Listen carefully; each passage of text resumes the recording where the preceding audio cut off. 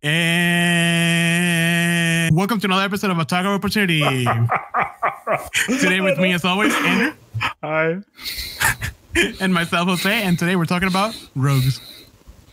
Back stabbing little sons of bitches. Los putos.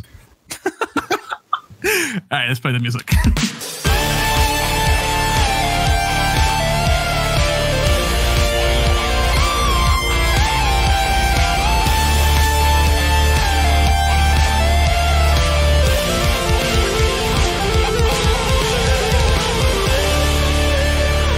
So, rogues.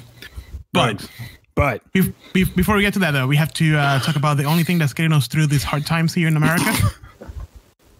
Beer. Literally the only thing that's helping me in this dark times. Don't tell Teresa I said that. Well, she doesn't listen to our podcast, so it's all good. No, she don't. All right, Andrew, what are you drinking today? All right, I am going to open the can first. I'm not going to shake it because that's stupid. Why would you shake it? I don't know. For some reason, I've been drinking like a lot of tea and stuff like that. So I'm like kind of used to doing that weird, like not quite shake, not quite a tumble. Yeah. Where you sort of rock it back. You just turn upside down. Yeah. You're just sort of like rocking it to sleep. All right, here we go. Ooh. It sounded thick. Oh shit. I got to pour it. Hold on. Because it started foaming over. Are you happen to be drinking a Boddington Pub Ale? Yes, I am. This was probably, I can honestly say, my very first white whale in terms of beer. Huh. Yeah, because I was looking all over creation for this, and I just found some in a store that I had already checked, but I guess for whatever reason they had it in stock that day. The only reason I knew is because it sounds very similar to a Guinness, but I know that you wouldn't drink a Guinness just for the random episode. That's not true. I like a Guinness every now and then. It just depends on my mood. Oh, okay. Yeah. Let's see if you can guess mine. Are you ready? I have gained an appreciation for Guinness. Are you ready? Yeah. That's an Arizona tea. No, it's not. It's an Arizona tea. You're not tricking me this time. It's not an Arizona tea. I'll give you another guess. Okay. I'm pouring it right now, so if you can hear it. For a second there, like I heard nothing. I'm like, okay, this is gonna work great on an audio medium. So, what's your guess? What color is the beer? The beer, it's golden yellow. Are you also having a Boddington's? Yes. This episode of A Talk of Opportunity brought to you by Boddington's Pub Ale. Refreshing good. It's like play that like stereotypical like can opening sound. Yeah. Yep. I didn't know, but I ran out of weird beers because I usually buy like some random brands that I can find. Mm-hmm. But I didn't do that last time I went to Publix, so I had like 2 more left of these guys. So here it goes. What's really fun, or really funny rather, was that I was raving to Teresa about this. Mm-hmm. I'm like, oh my god, it's so smooth, but it has like a really nice, satisfying like beery finish to it. And she's like, oh, where's it from? I'm like, oh, somewhere in the UK, yada yada. And I guess she has some online friends that are from the UK. And she's like, huh. And she's like, my friends say that's what old people drink where they're from. I told you, they're like, that's like their Bud Light over there. Like they just have it everywhere. Right. There's a excuse me. There's another smooth type and creamy right on the can. There's another type of beer. It's Belgian, and it's from what I've heard, it's like a really light Pilsner kind of a thing, like a Pilsner pale ale kind of a deal. I don't have the book with me, but I read it in a book somewhere, and apparently it's a real big hit with tourists, but locals don't drink it because it's known to be specifically drunk by old ladies. So it's probably this one. I wouldn't even be surprised. Yeah, so it carries this. No. It's like a style of beer. Like it's a whole style of beer. I'll have to get the book and find out, but yeah, it carries the stigma that old people drink it. You know what? If old people drink this beer, I'm totally okay with that because old people drink like fucking old Milwaukee here. And that's true. Which tastes like it was brewed out of someone's toilet. So, speaking of brewing stuff out of a prison toilet, let's talk about rogues.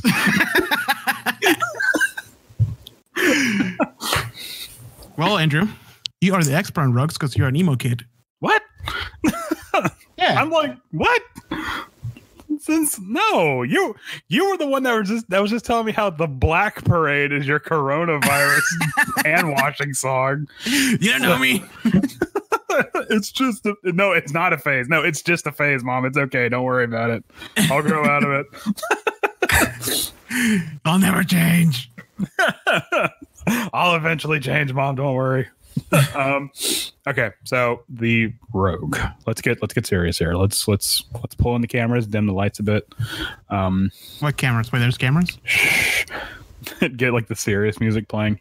All right, so get that weird History Channel camera that's like 5 frames per second. It's all blurry. All right. You know what I'm talking about. Yeah, okay. Yeah, I know exactly what you're talking about. So rogues. Yes. Rogues are, first of all, they're one of the oldest classes in D&D. In fact, I want to say they're one of the original classes when they were called just Thief. Flat out thieves. And I love the fucking artwork from the original printout booklets. Have you seen it? No, I haven't. Let me see if I can send you a picture. Hold on. Yeah. It's like that old school sketch style, like the Gary Gygax used to do, or well, yeah. his artist friends. I put 5e. Why would I put 5e?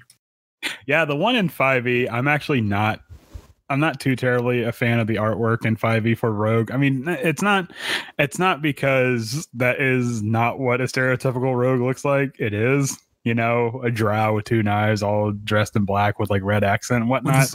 With the spider armor that it has on. Yeah. And like how many? He has like all the belts. What is this, Scorinix? Yeah, not even just all the belts. He has like legitimately 6 knives on him.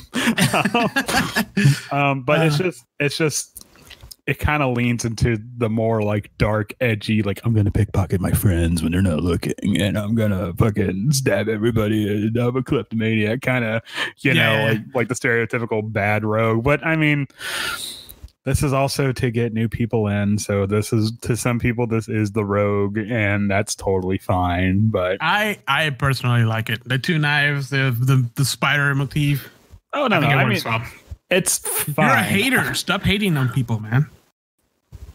It's not that I hate it. It's just I don't like the fact that if you were a completely new person and you never played a rogue and you saw that and you're like, oh shit, you're gonna be evil and stuff like that, and I have to be evil. I have to be a dick to my friends. Yeah, which you don't. If you're the type of rogue that like steals your own party's crap, stop.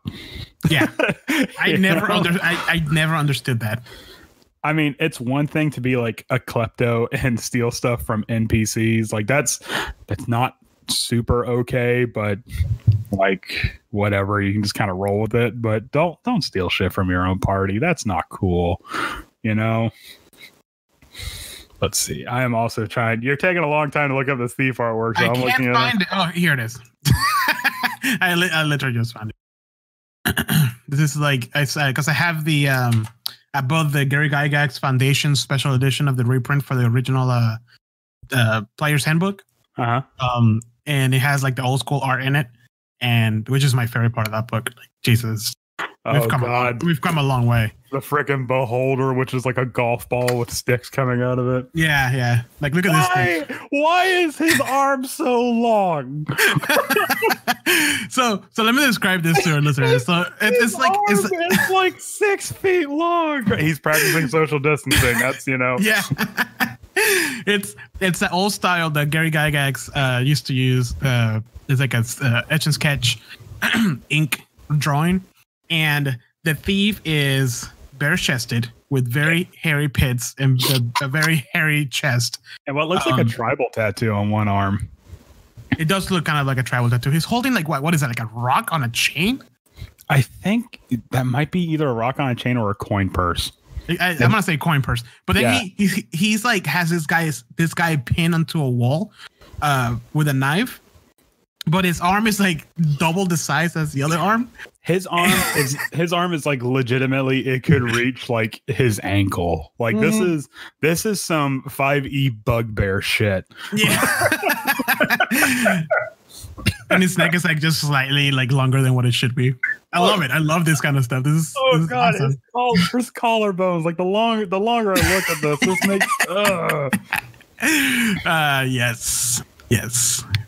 It's a thing of beauty, people. He's only wearing pants. He's not even wearing shoes. It's literally just he's literally just wearing pants.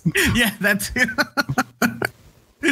Oh man, this is awful. My life is worse now that you showed this to me. What are you talking about? It's so good. This is terrible.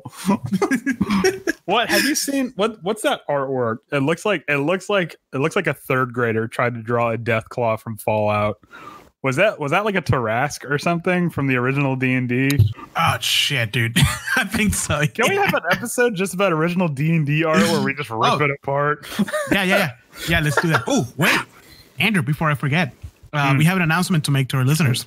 Oh yeah. Speaking of what? Speaking of episodes. Yep. Yeah. So, because originally this weekly release schedule that we have planned was supposed to be for episodes of 30 to 45 minutes long per class. And hold on, let me just go back to the very first class episode and see how long that was, just to see how completely off the mark we were. Because it was supposed to be like a quick episodes, just going over the classes, and that way we can release it more often and have you guys listen to our beautiful voices every week. Mm-hmm. Quantity and I remember, yeah, exactly. And I remember I put a timer on my screen. Yep. Not like just to see how long we will go. And we got done talking about beer, and we were already at 37 minutes. Yeah. So the very first episode was the Ranger, and remember, Jose said 30 to 45 minutes. That one clocked in at an hour and 24 after editing. And we're like, it's fine. We were going over a lot about the Ranger. A lot of it was like reaction and stuff like that. And we're like, okay, we'll try to keep it down. And that never happened. No, we never. So every class we talked about, the more excited we were about the class, the more we ended up talking about it. And we tried to record the Rogue episode after we recorded the Artificer episode, and that was bad. Well, because in order to get the episodes weekly for you guys, we were doing, because they were supposed to be 30 to 45 minutes each. Yeah, we were going to record 1 to 3 episodes per recording session. We recorded a little longer, but we could get 3 episodes out of the way, which worked fine for the first 3. Actually, the first 6 classes, really. Oh yeah. It was honestly, it was okay for like the Warlock and Druid and stuff like that. And like he said, we would record a little bit longer.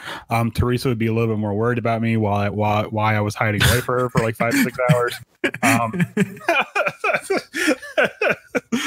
So she would give me like questioning looks but not saying anything. What are you doing in closing that room for so long? What are you actually doing in there? I heard a lot of screaming. Yeah, and it worked fine, but then we realized that the more we get into the classes that we actually like to talk about, we realized that they were getting longer and longer. Yep. And just looking ahead, I'm pretty sure the Wizard episode is going to be a 2-parter. I would say probably our top 5 are gonna be pretty long. Top 5, maybe top 3, definitely are gonna be the longer ones.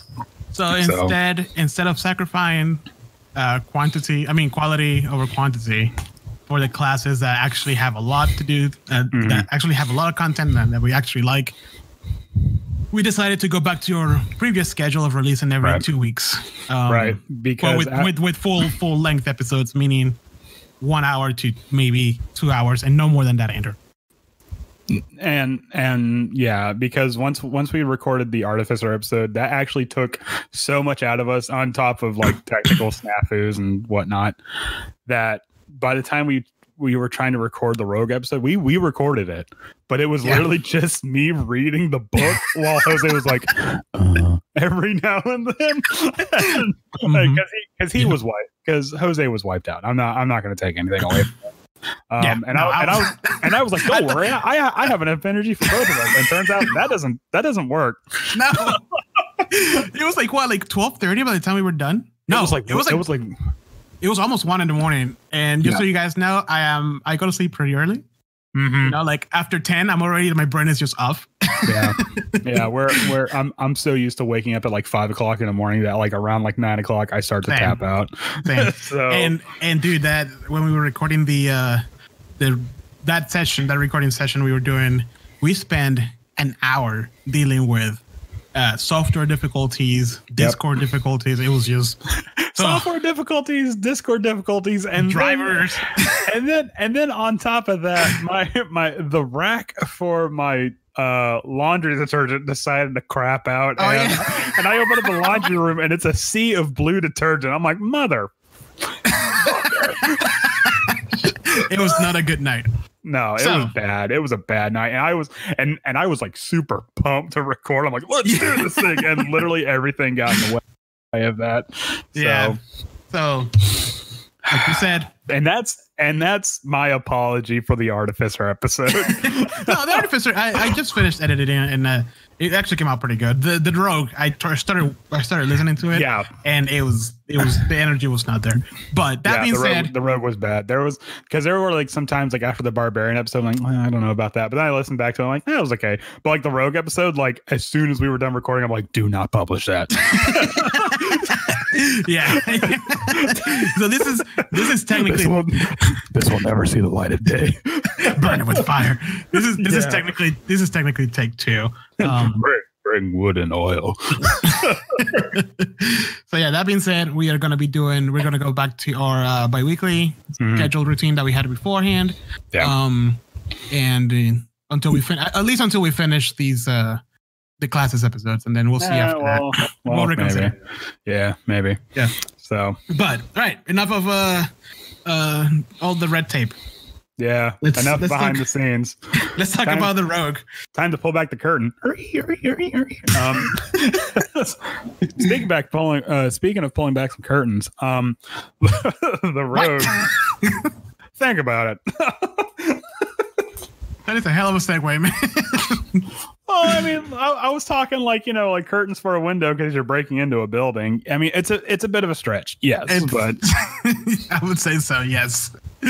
All right, so the Rogues, yes, the Rogue. Like I said before, one of the oldest classes. It was one of the original classes, I believe. I think wasn't in like original D&D. It was just fighter, wizard. Actually, it wasn't even wizard. It was like magic user. Fighter, magic user, and thief, right? Wasn't that it? I'm Googling it right now. I could be wrong.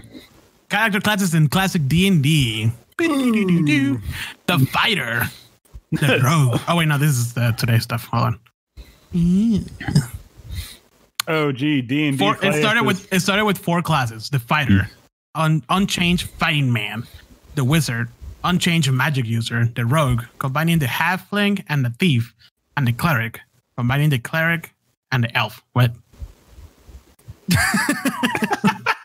What? I like how it wasn't even fighter. It was fighting man. Fighting man. Yeah, exactly. You'll be a man. Oh yeah, the thief wasn't even introduced until the first supplement of Dungeons and Dragons. So it was literally cleric, fighter, and magic user. I'm going to play the magic user. A wizard? No. We're going by. We're not classist here. Okay, I'm a magic user. Anyways, so not quite like within the OG circle, but still one of the firsts. The rogue is a classic D&D class. They will never ever drop his class, and when they do, that's the day I stop buying D&D books. don't kid yourself. You're not gonna stop buying D&D books. I probably would if they did that. I mean, that's like, all right, you're getting a little too far off the beaten path, Wizards of the Coast. So the interesting thing about the rogue is that the interesting thing about the rogue is that every class plays differently in their own way. Wizards have to worry about spell slots while, picking out the right spells for whatever encounter is going to come up next. The paladin is a frontline fighter with a bit of healing and whatnot. And the fighter fights. The ranger fights from more of a range aspect with a little bit of, but it's so it's like more or less the same thing with a little bit of tweaks. Yeah. The rogue, however, is almost completely separate in terms of gameplay. And so far in the fact that, like, while you're like a fighter or a wizard, it's a tactic game. But when you're a rogue, it's a stealth game. Yes. You are never meant to be up in the front lines. If you're up in the front lines, that's a bad situation. And the class has prepared for that. Because out of all of the, I'm going to say melee class, not because this is a fighting class, but because there's not really that much magic in some of the subclasses for it. One of them is, and we'll go over that. But because this is more of a melee class, I will say it is a melee class. But out of all the like melee weapon using classes, this is probably the squishiest one. And that's saying a lot because the monk has no armor proficiency. Whereas the monk does have light armor proficiency. The big difference is that the only thing, because the rogue is so invested in the dexterity, that's going to be its only true defense, at least for the first couple of levels. So realistically, if you go with the starting equipment, which is, I believe, just the leather armor, you're probably going to start out, if you have really good dexterity, you're probably going to start out with realistically like a 14 to 15 AC, and that's being generous. You get other armor, right? And then it doesn't, again, if we're going by the quick build, it doesn't really tell you to go into Constitution that much. It tells you dexterity first, and then maybe intelligence second if you want to use investigation or the arcane trickster archetype, and then after that, charisma. Yeah. So Constitution is going to be fourth in line, which at that point is like a trickle down effect, and you might be getting an extra point or two in health whenever you level up. So you're not going to have a very, very big health pool. You're not going to have a lot of AC. So right then and there, that should tell you avoid face-to-face combat. Like do not try to get into confrontations. But if you do get into a confrontation like that, you do have features built into your class that make you like slippery and very evasive. So weirdly enough, despite the fact that none of your starting equipment tells you to get one, you have proficiency in longswords, which is just a strength weapon. What, you do? Yeah. Yep. You have proficiencies in terms of weapons. You have proficiency in simple weapons, hand crossbows, long swords, rapiers, and short swords. Look at that. The short swords. I'm like, okay, never ever going to use a long sword because strength is going to be your dump stat for rogues. Right. Yeah, exactly. You want to go with the daggers or the rapier? Mm-hmm. It's like classic rogue. Or you can go with a dagger rapier combo because you in one hand you hold the rapier and then you can have a dagger in your offhand. What's it called? The offhand sword for sword fighting? Oh, that's a good question. I think it's like a mail breaker or something like that. That sounds about right. Yeah. Hold on. But anyways, let's get down to the fun stuff you get as a rogue. Well, hold on. Let's talk about how to play a rogue a little bit. I think that's important. Don't get caught. Yeah, pretty much. When you're playing a rogue, like Jose was saying earlier, let the fighter and the barbarian take the heat on the front line. You need to get into the mindset of like being sneaky, being dishonorable. Like you need to. There's Yep. Don't worry about honor. Honor gets you killed. You need to be pragmatic. Yep. You gotta find the hiding spots. You gotta find the shadows. You gotta, especially with some of the subclasses that we're gonna get into. And then you want to like try to get behind the enemy and flank them. And that's where you gotta your main damage dealing, which is sneak attack. Holy crap! Oh yeah. Oh, by the way, it's called a sword breaker, not a mail breaker. Sword breaker. Right. Yeah. So yeah. I mean, and there is, when we get into some of the archetypes, there are some subclasses that allow for more frontline fighting, but by and large, you're going to want to just, I mean, the simplest way possible, just be a scumbag. Like, throw dirt in their eyes. Like, you need to take the mentality of a win's a win. It does not matter how you got there. So, right, exactly. Well, be a scumbag to the NPCs, not to your friends. Right, and also not only that, but your saving throws are going to be dexterity and intelligence, which there are a good amount of spells that have intelligence saving throws and more that have dexterity saving throws, but wisdom's the biggest one.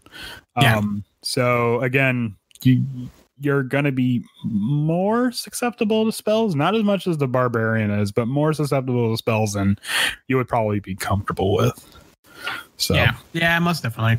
At least until we get some of the subclasses. Mm-hmm. Yeah. We'll get to that. Okay, so yeah, let's get into the meat and potatoes of the Rouge. So at level one, you get 3. I believe, yes, you get 3 features. One of them is expertise, which means you choose 2 of your skill proficiencies, one of which can be proficiency with thieves tools, which you should be proficient with. There's no reason not to. Yeah. And at level 1, you choose 2 of those proficiencies, and then you double your proficiency. So right out the gate, I would say thieves tools and stealth. Yep. There is literally no reason not to dump into those at level 1. And then you can do this again at 6th level with 2 different proficiencies. Yeah. Yeah. And then you also get, after that, you get sneak attack, which is the bread and butter of the rogue. Yep. This is going to be your 99% of your damage output is going to be the sneak attack. And this is why you want to sneak and then attack. And it starts with a measly, well, I say measly, but not really. Easily. 1d6. Right. But it keeps going up and it goes up exponentially until you get to 10 d6s. I want to say, yeah. So the d6s are going to be half of your level.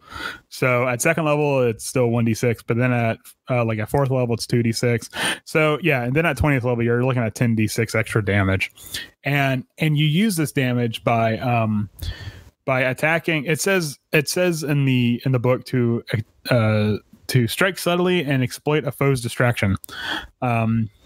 So you have to attack with a finesse or range weapon, which you should be anyways. Yeah. And it has to be an attack that you have advantage on. So a surprise attack or a flanking attack. Or if the enemy is flanked, yes. Yeah, if the enemy's flanked, yeah, I should have specified. If the enemy's flanked or they're prone or literally anything that gives you advantage on it, you can add that extra d6 or what have you. Yeah, because if the fighter, the cleric, or any of the tanks up front is fighting somebody, just get up to that guy and shank him. Yep, just roll a stealth check to see if they see you. They probably won't because they're too busy taking an axe to the face, and then just stab them right in the kidneys. That's what you're gonna do. The fighter's gonna be fighting someone, and you just come up and open their neck right in front of them. And that's fine. There's nothing wrong with that. There is no honor among thieves. That's true. Yeah. So, I mean, your character can be noble and stuff, but when it comes to a fight dirty. So it only matters if you're on this side of the dirt. And then also you get something called Thieves Cant at level 1 too, which it's not quite a language. It's what it is you're reading between the lines. Right. you're using secret codes to convey a message. Yeah. The thing is, it says that it takes 4 times longer to convey a message than it does to speak the same idea plainly. So the only thing I can think of in terms of that is if it's like a combat scenario, maybe. Right. Like like the enemy's just coming at you and you don't have enough time to say it, and then that it comes into play. But like if you're in an inn or talking to the King's Guard or whatever, it doesn't. I don't think it matters. No. In a role-playing situation, I really would not put a timer on this. I mean, I can. There are very few situations I can see where a timer would be crucial for this. Yeah, and then you can also leave markings and little signals behind, like a hobo. Like a hobo. That's right. Like that. What's it called? Is there a word? Is it like an actual name for it? I think it's just called hobo code. Like, I think it's legitimately just called hobo code. Hold on. Oh, yeah, it's just called hobo code. Yeah. That's where crazy. Where you just put a sign up that says this lady shoots people inside. Don't come near here. Yeah, exactly. But it's like also, a circle with an arrow pointing inside it or some crap. Right. It's like weird stuff that you wouldn't. If you see it like in plain sight, you're like, you don't know. Mm-hmm. You don't know what the fuck it is. It's just a doodle. But if you're in the know, then you know what. Right. And if you guys, for our listeners that have played Skyrim, there is, when you get to the Thieves Guild quest, there's an actual quest where you use when you have to follow markings in buildings, and that is what Thieves Cant is. Yeah, I know we talked a lot of crap about Druidic because Druidic is its own language, but I can actually see a lot of fun and a lot of uses for Thieves Cant because this can be the very classic. Like rogue goes into a bar, talks to the mark, and they're having just a normal conversation should like the city guard or something walks by, but really they're, detailing the plans for a job or something like that, or trying to get entrance into like a thieves hideout or, something like that. So yeah, I can see this being a lot more fun. And then at, let me try it again. And then at second level, you get cunning action, which is one of the first features that I told you about, where if things start to go like south, you can get out of a bad situation quickly. Yeah. At second level, you can use, while you're in combat, you can use the dash, disengage, or hide action as a bonus action. Which is extremely helpful to get out of situations. Disengage is super helpful. Yeah. And then the dash and the hide action in a chase scenario, incredibly helpful as well. Or if you're willing to take the extra hit, the potential attack of opportunity, new episodes every Wednesday. If you're willing to take the extra damage from the attack of opportunity, you can like just move away from the enemy and go around the corner and use the hide action. It might work, it might not, but there's still there are things you can do. There are multiple ways you can use this, and I feel like this is a feature that a lot of people kind of forget about. Yes. I don't see this being used a lot, and that's a real shame because disengage can save a lot of heartache further down the road. Because people I guess people think of evasion first, and they easily forget about I'm sorry, not evasion, uncanny dodge first, because that's like the most common one that everybody yells out. Right. And then they forget about cunning action, which you can do at level 2. Right. And again, these are bonus actions. And as far as I'm aware, rogues don't get a lot of things that use their bonus actions to begin with. So there's really no reason not to. Right. Yeah. Because disengage, that allows you to move away from the enemy without taking, damage. Yeah. Damage. Which is, it's like, it's what you want to do as a rogue. You go in next to the fighter, stab, and then make sure that you have a couple of like movement left. Use cunning action, disengage, and then get out. Yep, go in, pop a few hits, and get out, and just completely bug out, and don't even worry about. Yeah, exactly. Let somebody else deal with your mess. Well, that would actually be really good for when you're using your sneak attack. You go in, stab in the back, disengage. I was like, I was never here. Yeah. So, like a magic act. Yeah. So then at third level, you get your roguish archetypes. Is it archetypes or archetypes? In the PHB, there are 3, and Xanathar's there's like 17. We'll go over those later. And then at fourth level, you get your ability score improvement. And then at fourth, you get your ability score improvement. But then at fifth level, you get the uncanny dodge. The damn uncanny dodge, which is the panic button for everybody that's a rogue. Just hit the red panic button. Because it's gotten to the point now. It's like, yes, Aaron, I know you're going to use uncanny dodge. I know. Just let me say what the damage is first. Because it's always like, oh, the Revenant does 17 uncanny dodge. I know. Can you let me finish? Dude, every rogue I've ever had in any of my tables, it's always the same. That and probably dark vision are the 2 things that, like, I know you have them. I know you. Shut the fuck up. I know you have them. All right, just let me paint the picture. You find yourself in a cave. It's darker. The light. I have dark vision. I have dark vision. I know. I fucking know this. I have to read the text block. Let me do my job. Oh, shit. This is supposed to be fun for me too. Oh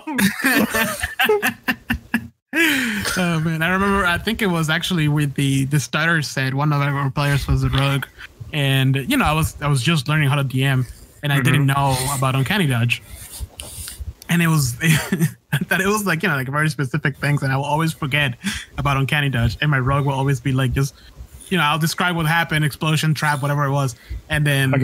And then she will just look at me and I'm like, uncanny dodge. I'm like, damn it. I thought I had you that one time.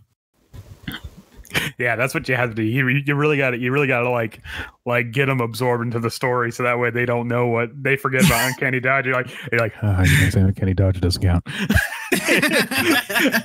it will never happen, man.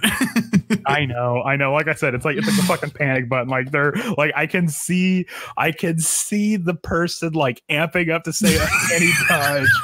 And I'm like, calm down. Okay.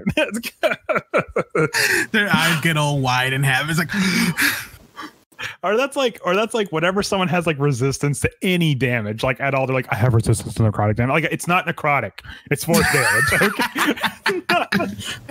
I've been there on both sides of the table. but that spell does necrotic damage. Well, now it does force. All right, did you learn your lesson? I'm the god of this world. I can make it be whatever it was. That's like the next time someone says dark vision, I'm like, it's magical darkness. You did this. I got blind sense. Yeah. I got blind sense and tremor sense. I'm basically Daredevil. Just back and forth to see who gets it first.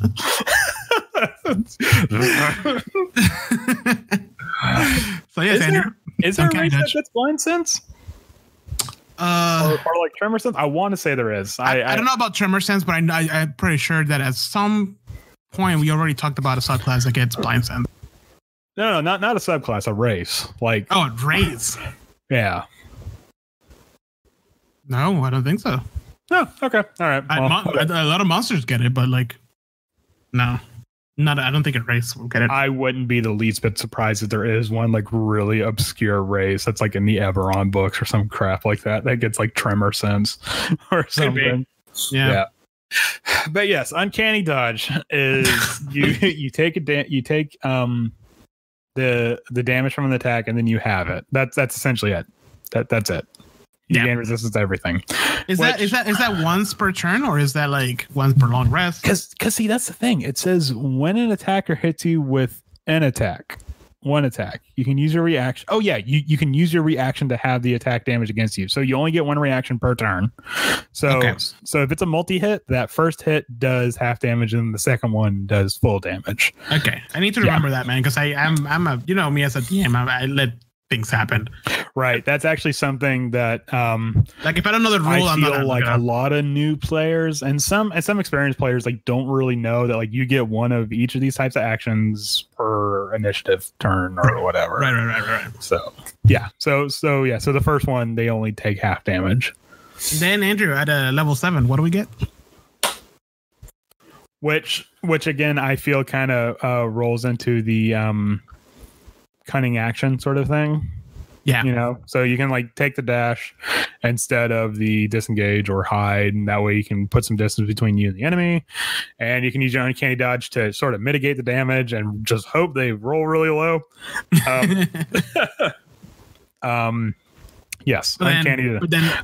But then after uncanny dodge, you get evasion, which is the cooler uncanny dodge, if you ask me. Yes, it is the walk away from an explosion, putting your sunglasses, not looking back. Yeah. Meanwhile, the rest of the party is just engulfed in flames. Have you seen that? Have you seen that cartoon picture of the guy walking away from an explosion, all cool, and then it shows like the perspective from behind him? Oh yeah, it's like blown away. It's like blown away his clothes, and he's all naked and stuff. Yeah, that's pretty much what it is. So what evasion is that it's uncanny dodge essentially, but it's for an effect, attacks. Yeah, or an effect that you have to make a dexterity saving throw for. So if you don't make the dexterity saving throw, you take half damage for that, which is pretty awesome, honestly. Yeah. If you do make the dexterity saving throw for it, you don't take damage at all. So somehow, in that explosion that covers 30 feet, you're totally fine. You just did like that Captain America flip and just like, nope. And it seems that you can do it as many times as you want. It doesn't have any restrictions. No, you just have to make it's let's see, you can heavily dodge out of the way, certain area effects, blah, blah, blah, blah. When you're subjected to an effect that allows you to make a deck. Yep. So you have to make the dexterity saving throw. Yeah, as long as it's a dexterity saving throw, you can use it. Which this is incredibly useful. We went over this in the Ranger. Can't get over this one because it already kind of mitigates a lot of area of effect attacks to begin with, and then if you have really good dex saves, which you should, completely nullifies. Like it's like you can't just firebomb the rogue away. You actually have to like think outside the box. Also known as the DM's bane. So, and then at 11 you get reliable talent, which is okay. You cannot roll below a 10 essentially. Yeah. With any skills that you proficiency with. Yeah. So if you messed for whatever reason, you messed up that lock picking or your stealth, it says it treats your roll as a 10. Now, here's the real question. Would you still add the proficiency and the bonuses to that 10?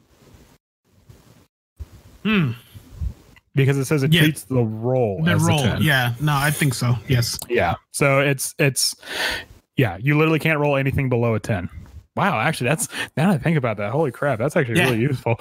Yeah, it is, because a lot of DCs are, 14, 15, and if you have a good proficiency.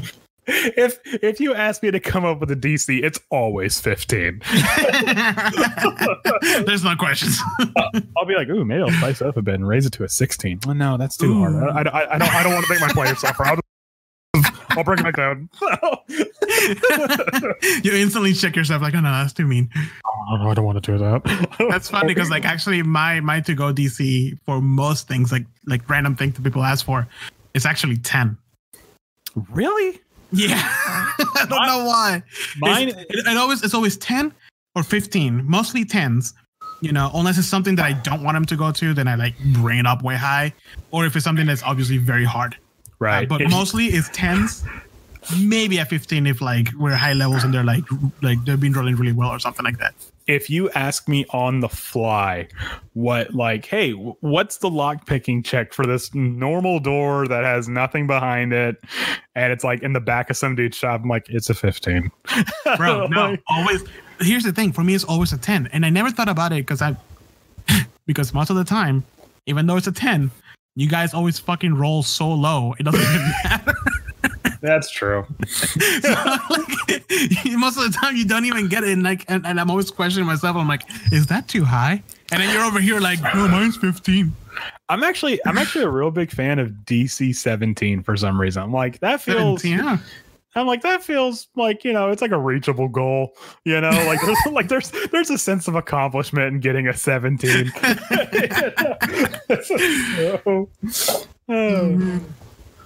And then at level 14, would you look at that? Blind sense. Motherfuck, God. You are aware of any invisible enemies within 10 feet of you. And I can see nothing. Which means I can see everything. Yeah, exactly. The justification I see for this is because I saw that, I'm like, what? That's weird. Yeah. Like, you know, like you would think a thief or a rogue would need their eyes, but the justification for it that I've come up in my head, the lore I come up in my head is that the rogue is so good at sneaking, it can tell when somebody else is trying to sneak. Yeah, I can see that also. Like they're so used to like being like in the dark in dark places where it's like quiet, and they have their ears so attuned that they can actually hear, like, they can distinguish between different footsteps. You know what I mean? Oh yeah, definitely. Yeah. Oh, I send you the hobo code. I know, I saw that. That's really neat. Yeah, I'm definitely gonna use that at some point in Avernus. There is literally no reason not to use that as the Thieves Cant. Yeah. Yeah. I mean, because it's a lot of these signs don't really have a meaning that you can like sort of discern immediately from looking at them. So, I mean, yeah, fuck it, why not? You know, like, who's gonna sue you? The hobo people? Oh shit! Can you imagine? I just imagine like the party dynamic of like the rogue, you know, asks, oh, you know, like, what do I see? And the DM is just like, oh, you see this, and you give him like a piece of paper with it. And then you're like, you know, oh, that means this. You can, you know, you've seen this before. It means that, you know, there's an evil person here, living here. And then I can just imagine like the wizard just like taking notes. I'm like, that's just me. No, that's not for you. That's for the rogue. You can't. Yeah. Hey, if somebody does that for long enough in a campaign, I'll give him proficiency in Thieves Cant. There's rules for learning proficiency with stuff that you're not proficient from the outset. So I mean, I think it's something like you have to dump like 100 hours or some crap into it. Yeah. So and like a certain amount of gold. Mm-hmm. So no, that's totally. I mean, there, like I said, there's really no reason not to. And I think if someone is using Thieves Cant, oh, excuse me, I got a bit of a burp going on there. That's because this refreshing Boddington's Pub Ale, imported from Great Britain, established in 1778, with its patented drought flow system. It gives me the strength I need to get. Anyways, no, I can't find it right now. But yeah, it can also be something that if you want to like pick up on the Thieves Cant and like, are they saying something that they're really not, you know, that like you're not actually hearing, you can roll an insight, and you're not going to be able to tell that what they're saying, but you can definitely tell that they're saying something that's not exactly what they're talking about. And then maybe down the road you can learn Thieves Cant, be professional with them. I was just saying like I like actually on the table, like if somebody actually like if I see like the wizard player kind of like picking up on it and like actually taking notes like long enough in the campaign, like I would just give him Thieves Cant. Like, you've been doing it for long enough. Here you go. That would be something that, yeah, like if it's like 5 to 6 levels later and they're still trying to learn Thieves Guild, like at that point, just give them Thieves Guild. Or if you really want to and you want to have like a sort of a long burn, campaign, that's where you can do like downtime activities, which we're gonna do an episode on, because I want to talk about downtime and like there's a lot of things you can do. Oh yeah, I really want to talk about like the different tempos for adventuring, because that's actually pretty fascinating. Anyways, we really got off the tracks there. Well, yes. If any of my players puts any effort into actually like learning Thieves Cant, and I see them really intrigued for it long enough in my campaign, I will give you Thieves Cant, even if you're not wrong.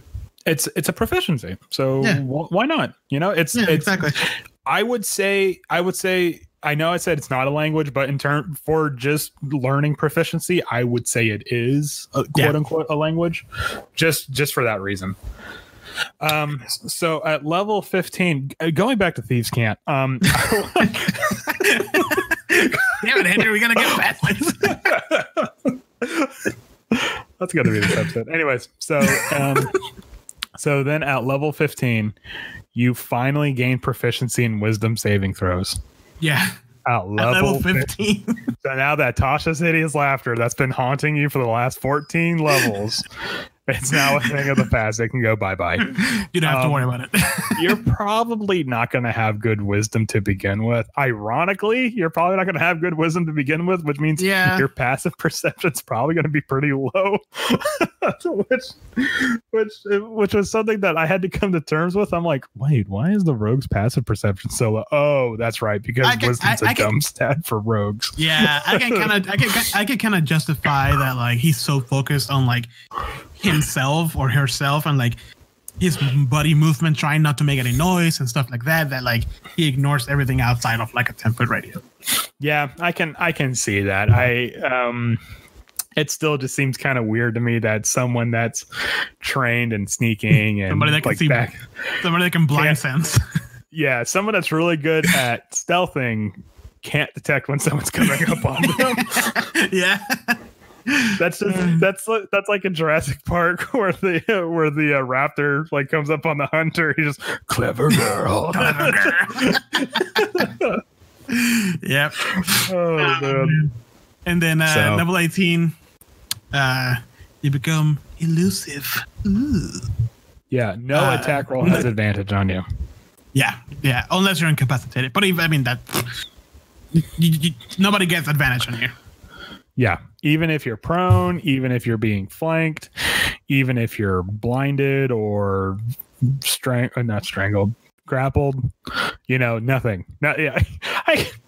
I just had the mental image of like someone grappling a rogue by like holding, like pinning their neck to the wall, and they're trying to stab them, but like their body's like moving out of the way, like all snaky, like like slippery son of a god! Stop moving! Stop moving! So I can stab you. Which at level 18, that's. Yeah. I mean, that seems all right with me. Would you attack anybody that's incapacitated?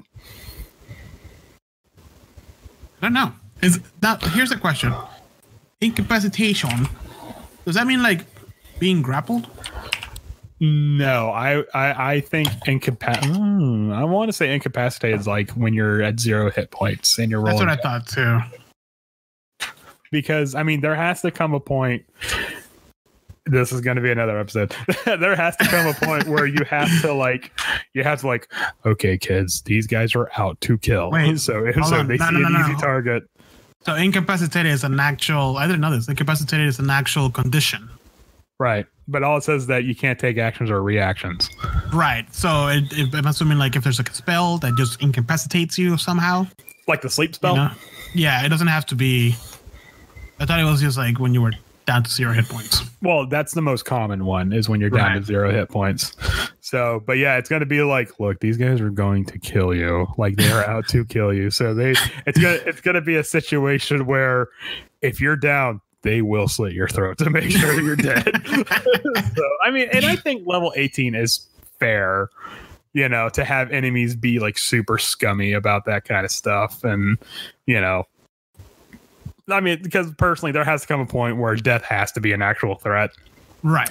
Because the one thing I learned in 5e is that death is not as prevalent as I thought it was.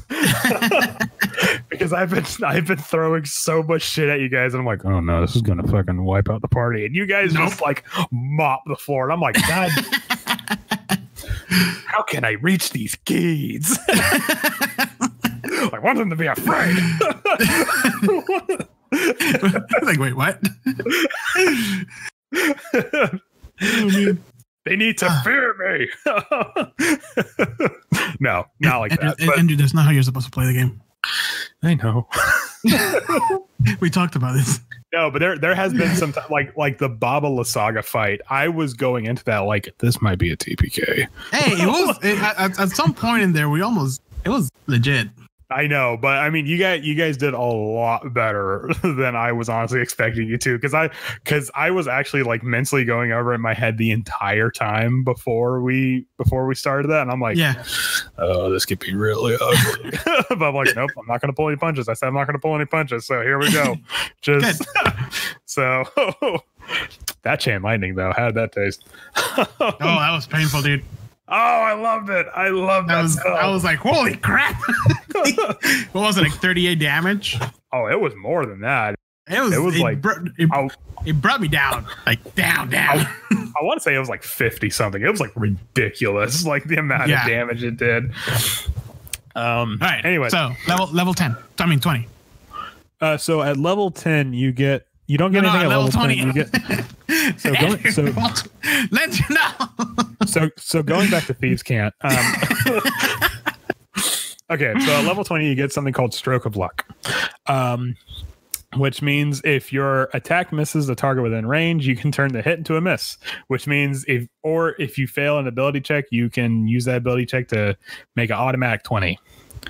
So it's not, you can't use that 20 on an attack roll because that's a crit. That's not what it's saying. It's just saying you get a free hit. You get one free hit per long rest or short rest. Yeah. And if you want to, on one ability check, you can take a 20 on it. If you fail it, the DM has to say, no, that doesn't work. Yeah. So it's essentially a free, I would say soft 20. Because like I said, yeah, because it doesn't count as a crit. Pretty awesome, actually. I'm not gonna lie. Yeah, you get a lot of stuff even without your roguish archetypes. Because I can't see. And like you said, you get a lot of stuff to just get out of the way and constantly. Because I mean, you really think about it. When you're at level 20 and you really need that attack to hit because you're going to do an extra 10d6 sneak attack damage. Mm-hmm. Like how deflating is it that you've snuck into like the enemy's camp, like the enemy's orc camp and whatnot, and there's like the orc champion who is like the avatar of Grumsh and whatnot, and you're like, okay, I'm going to do this. Roll an attack, and I stab the pillow next to his head. You're like, no, yeah, you know. So it kind of gives you like, okay, here's a freebie, so you look cool, you know. Yeah. Yeah, I'm not gonna knock this. I'm not gonna kick this one out of bed for eating crackers. That's for sure. We're eating crackers. I haven't heard that one before. You've never heard that phrase before? No. Wow. Okay. I don't eat crackers at home. No, in bed. In bed, I mean. It's anyways. So that's it for the rogue. Thanks for tuning into this episode. Brought to you by Puddington's Pub Ale. We haven't got to the archetypes.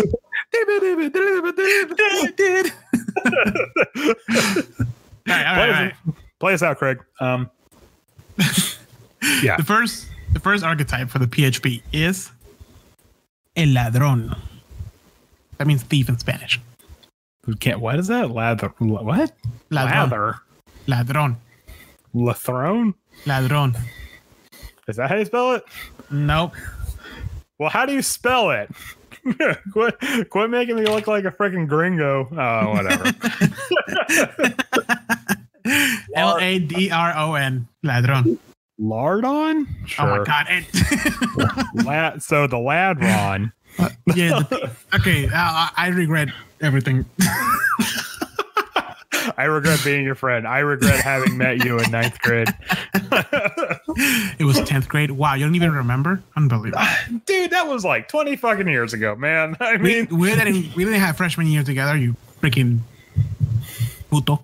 No, I spent freshman year in a very overcrowded high school. It was Me too. It was very claustrophobic. Eastby, okay. Right? Yep. Yeah, then I went to Riverview. Same thing. Anyways. So level 3, fast hands. Wait, hold on. We're not. We need to go over what exactly the thief is. Okay, you read it. No, I'm not going to read it. I'm just saying the thief is the most typical archetype for a rogue. This is the guy this is the cat burglar, the guy that opens up the window, sneaks in, gets the like the classic like rogue. Yep. This is the guy that you will find at 2:00 in the morning with his ear to the safe, like trying to crack it, or, trying to stuff a priceless painting down the leg of one of his pants or some crap like that.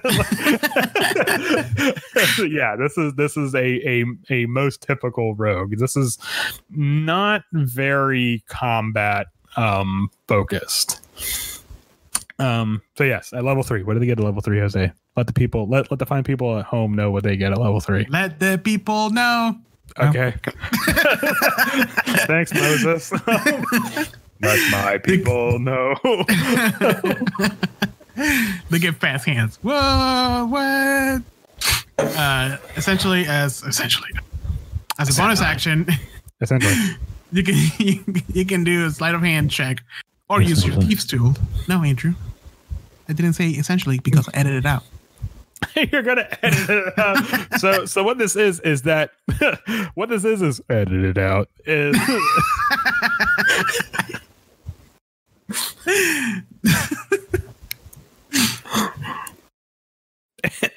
so what is the past tense again? I completely forgot. I'm sorry. I was making funny for a second. I can't work like this, man. I can't. I really wish I had like a collar clip mic just so you can hear me like frustratingly take it off and like throw it onto the table. Okay, here it goes again. Fast hands.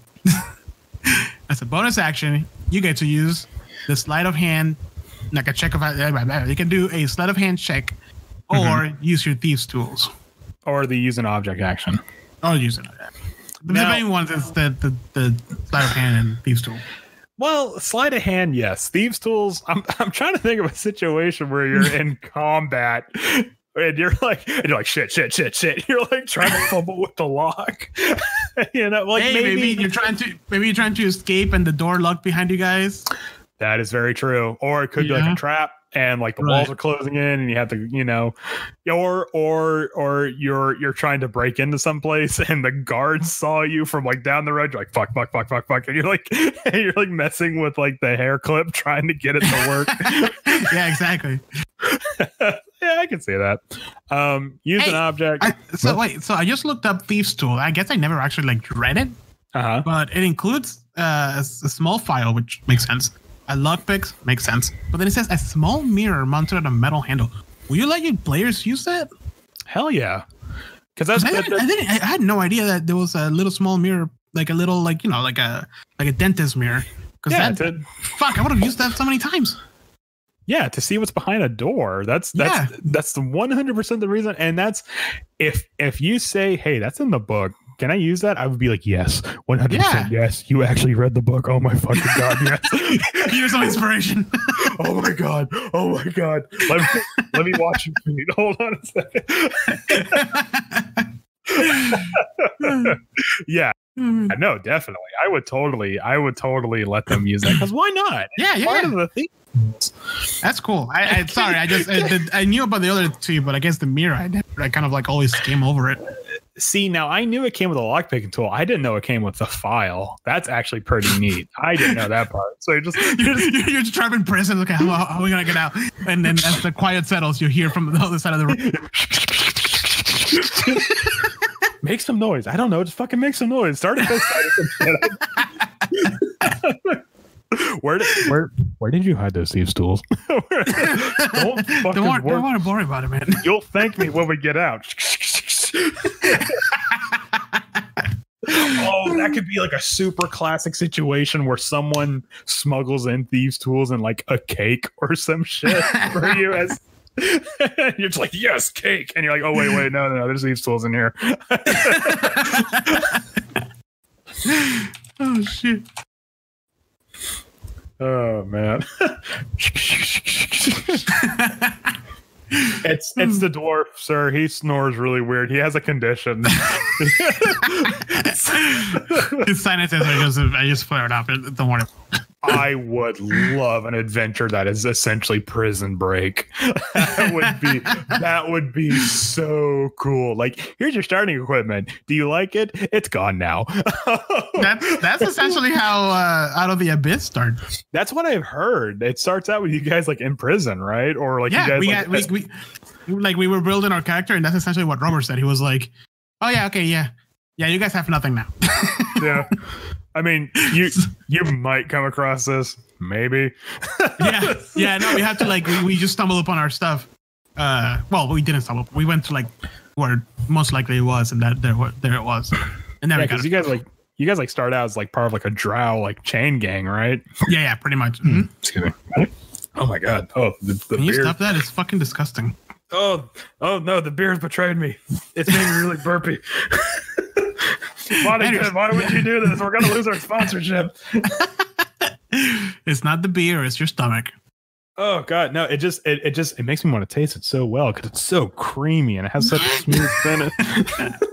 Is that how it works? Oh, that's disgusting. Oh, right. So that's what fast hands are. Also at level 3 you get 3 hours later. That's what fast hands are.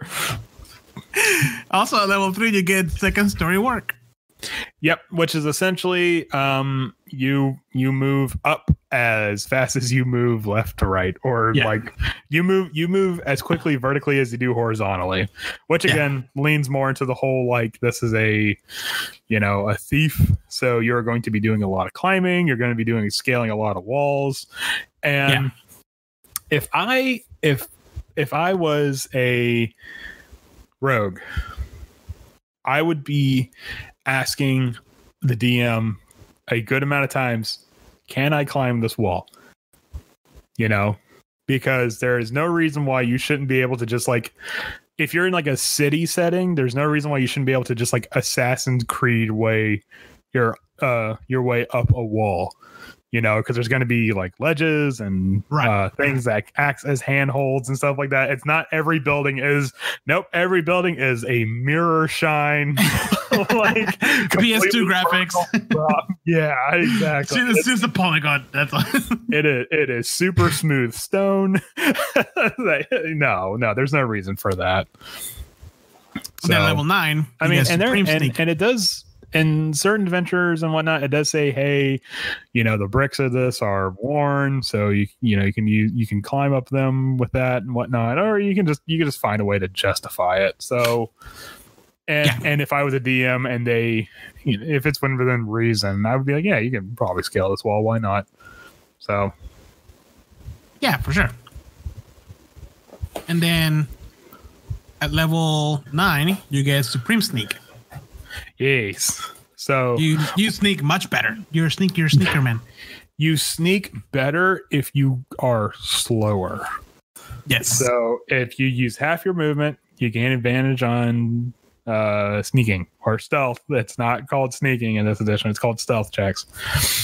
Which it's very helpful. I can actually see this being super helpful if you are being very cautious.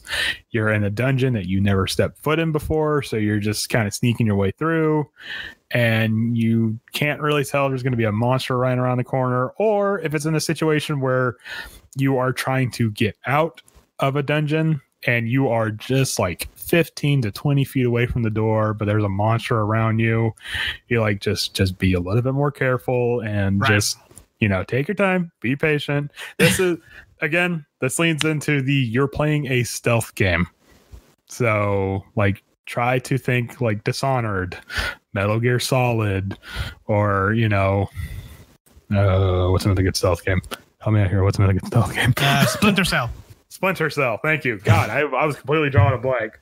I had like a whole list of like mental, like a whole mental list of like stealth games to draw from. I'm like, and then as soon as I said it, my brain's like, no. Yeah, it'd be really nice to remember that list, wouldn't it? And then at level 13, for some reason, you can use magical items now. You get use magic divine. Well, it's not really a some reason thing. This has been a very traditional use for the rogue, or a very traditional ability for the rogue since at least since 3.5. I don't know if it's been in AD&D or in the original D&D, but I know the rogue had the ability to use magic items, which kind of, which gives them a little bit more like versatility, and it could be a situation where it's like, hey, I know the wizard can use this necklace of fireball. I don't know if wizard can be attuned to a necklace of fireball, but just hear me out. It's like, hey, I know the wizard can use this necklace of fireball, but can I borrow it real quick? I'm just going to go in there, just do a little shock and awe while you guys like storm the front, kind of a deal. And so that way, the rogue is not just a sneaky boy. Like they can do other things as well, and kind of sort of maybe create chaos, maybe create a distraction, or just have something, an extra trick up their sleeve. Okay, I see it. I can see it then. Yeah. Oh fuck! There's a stealth game called Thief. How did I forget that? Oh duh! Fucking Thief. Oh God. We're failures, man. Yeah. So. And then at level 17 for Thief, you get Thief's Reflexes. Yep. Which in your first round of combat, you can take 2 turns. Mm-hmm. So roll your initiative. Let's say, for instance, it's a 17. Your first turn's at 17. Your next turn is going to be at 7. So you take whatever your initiative is and then knock off 10, and that's your second turn. It's like a weird janky haste. Yeah. It's like a haste, but it's like not quite coming out like correctly. It's a haste without magic. It's that haste that you bought at that bootleg like little China market. You bought it at the black market. It didn't quite work well. Yeah, you got it at the what's the word I'm looking for here? Like the flea market, and it's like bite, and it's like haste bite Brapple. That's not the name of the company. Beautiful. And that's it for Thieves. Yep. Again, Thief, not super stealth, or I'm not super stealth oriented, not super combat oriented. Yeah. Much more. This is the get in, get the thing, the what's it called, the floppy disk, the whatever thing that's going to save the world and get out. The floppy disk. Who the fuck uses a floppy disk? Well, I mean, it is a fantasy setting. Yeah, why not? You know what I mean. Go into the Wizard's Tower and steal the laser disc. Whoa. The laser disc. Whoa, man. I heard that thing could hold 50 megabytes of data on it. Well, man. 50 megabytes? That's like a page and a half. Dang, what the fuck kind of pages are you writing? That's actually what did I heard that like the very first computer can hold the entire memory of it was like 1 page of like Microsoft Office. That's like crazy. Word. Dude. Yeah. Like that was the entire, you had enough to write 1 page on a Microsoft Word document, and that was it. Now I have a 254 gigabyte micro SD card on my Switch. And that's considered small. No, that's pretty big. It's fucking crazy. Anyways, so the next one is the Assassin. Assassino. Hashashin? What? No, you're not. What? Hashashin? Stop George Clooney. What? Stop what? What's the name of that actor that speaks like that? Fuck. No, James that Bond, was... dude. Are you talking about? Oh god, Sean Connery. Sean Connery. Yeah. I was gonna say stop Sean Connery. I'm like George Clooney. George Clooney's never been James Bond. I know. That's why I was like, fuck, that's not the right one. He's Batman, okay? Word, he was barely Batman. My Batman does not have nipples. All right, so the assassin. What do we get at level 3? Okay, so the assassin. Oh God, can we talk about what the assassin does? No. Well, I'm going to because I'm excited. I'm gonna complain the whole time. That's just mute your mic, man. All right. Fine. I guess we do this the right way. Oh, heaven forbid we discuss what the class is about. It's almost like as if I enjoy doing this. You poor baby. Okay, so the assassin, it's a weird, like, you have the idea for an assassin you say the word assassin, and that to me immediately conjures up the idea of like a sniper, like like on the 4th floor building, like opposite from the target, FTL. Yeah, exactly. But what this really is actually more charisma focused. Yeah, it's more of a James Bond type thing. And I'm not going to dunk on that. That's super cool. I really like the idea that, because when I read it, I'm like, huh. Yeah. Like, that was actually my reaction. I was like, oh, all right. Yeah. The first thing when I first heard about it, I really thought it was very precise, heavy hitting type of thief. Like, you can still sneak around and stuff like that. But like, it was mainly about hitting really hard, but not really. No, it's less like stereotypical assassin, more like Agent 47. Yeah. And like the first thing you get at level 3 is proficiency with disguise kit and poisoner's kit. I also read prisoner's kit. It's fine. Yeah. What's a prisoner's kit? Shackles. In a black and white striped shirt. Yeah, the stereotypical black and white with like the weird round cap. Yeah. The ball and chain, it's like 50 pounds. No. Yeah, so it's the disguise kit and poisoner's kit. Well, actually, let me see what a poisoner's kit can do, because I'm actually It can make poison. Oh, no shit. But like, what exactly does a poisoner's kit do? Poisoner's kit can vile chemicals and other for the creation of poison. Proficiency with this kit lets you add your proficiency bonus to any ability check you make to craft or use a poison. Ooh, that's actually I knew about crafting. I didn't know about using. Well, yeah. Maybe you have a syringe in there too. That is something that you would, if you're playing an assassin, that's something that you would have to like have a conversation with your DM about, like, hey, what kind of poisons can I make? Because I believe that's all in the DM's guide. And it's going to say, hey, these poisons cost this much, so you're going to need, like, and if you're the kind of DM where it's like, no, you have to go out and grab the materials for it, then you can like make a sort of like small side quest for it, or you can go to that really shady part of town. You know what I'm talking about. The one where it's like, don't touch any of the surfaces, they're sticky.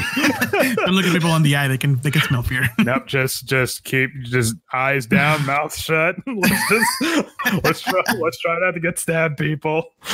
Yeah, it's in the DM's guide, page 257, looking up how to make poisons. And it says you can the crafting rules in the player's handbook allows you to use allows you to make basic poisons. So it's nothing too terribly fancy, but it is stuff that's like, shit, man, it gives you a little extra edge. I'm not gonna knock that. Yeah. So, I mean, yeah, and this is something that, like you line your blade with, and ooh, I like that. That's pretty cool. Like, you like right before, you use the disguise kit to disguise your way into the mark, so that way, you're the cook, or you're the milkman, or what have you, and then you just like with the knife. That's like coated with poison. I was just gonna poison the milk, but okay. Hey, you can do that too. Yeah. I'm gonna poison the milk with a knife. They go to drink it, the knife comes through, like the knife comes out of the bottle. Oh, awesome. But it's just the milkman just on the other side. It's just like somehow like work with the wizard, like, hey, can we use Dimension Door for this really specific reason? Why are you making this complicated? No. You have to.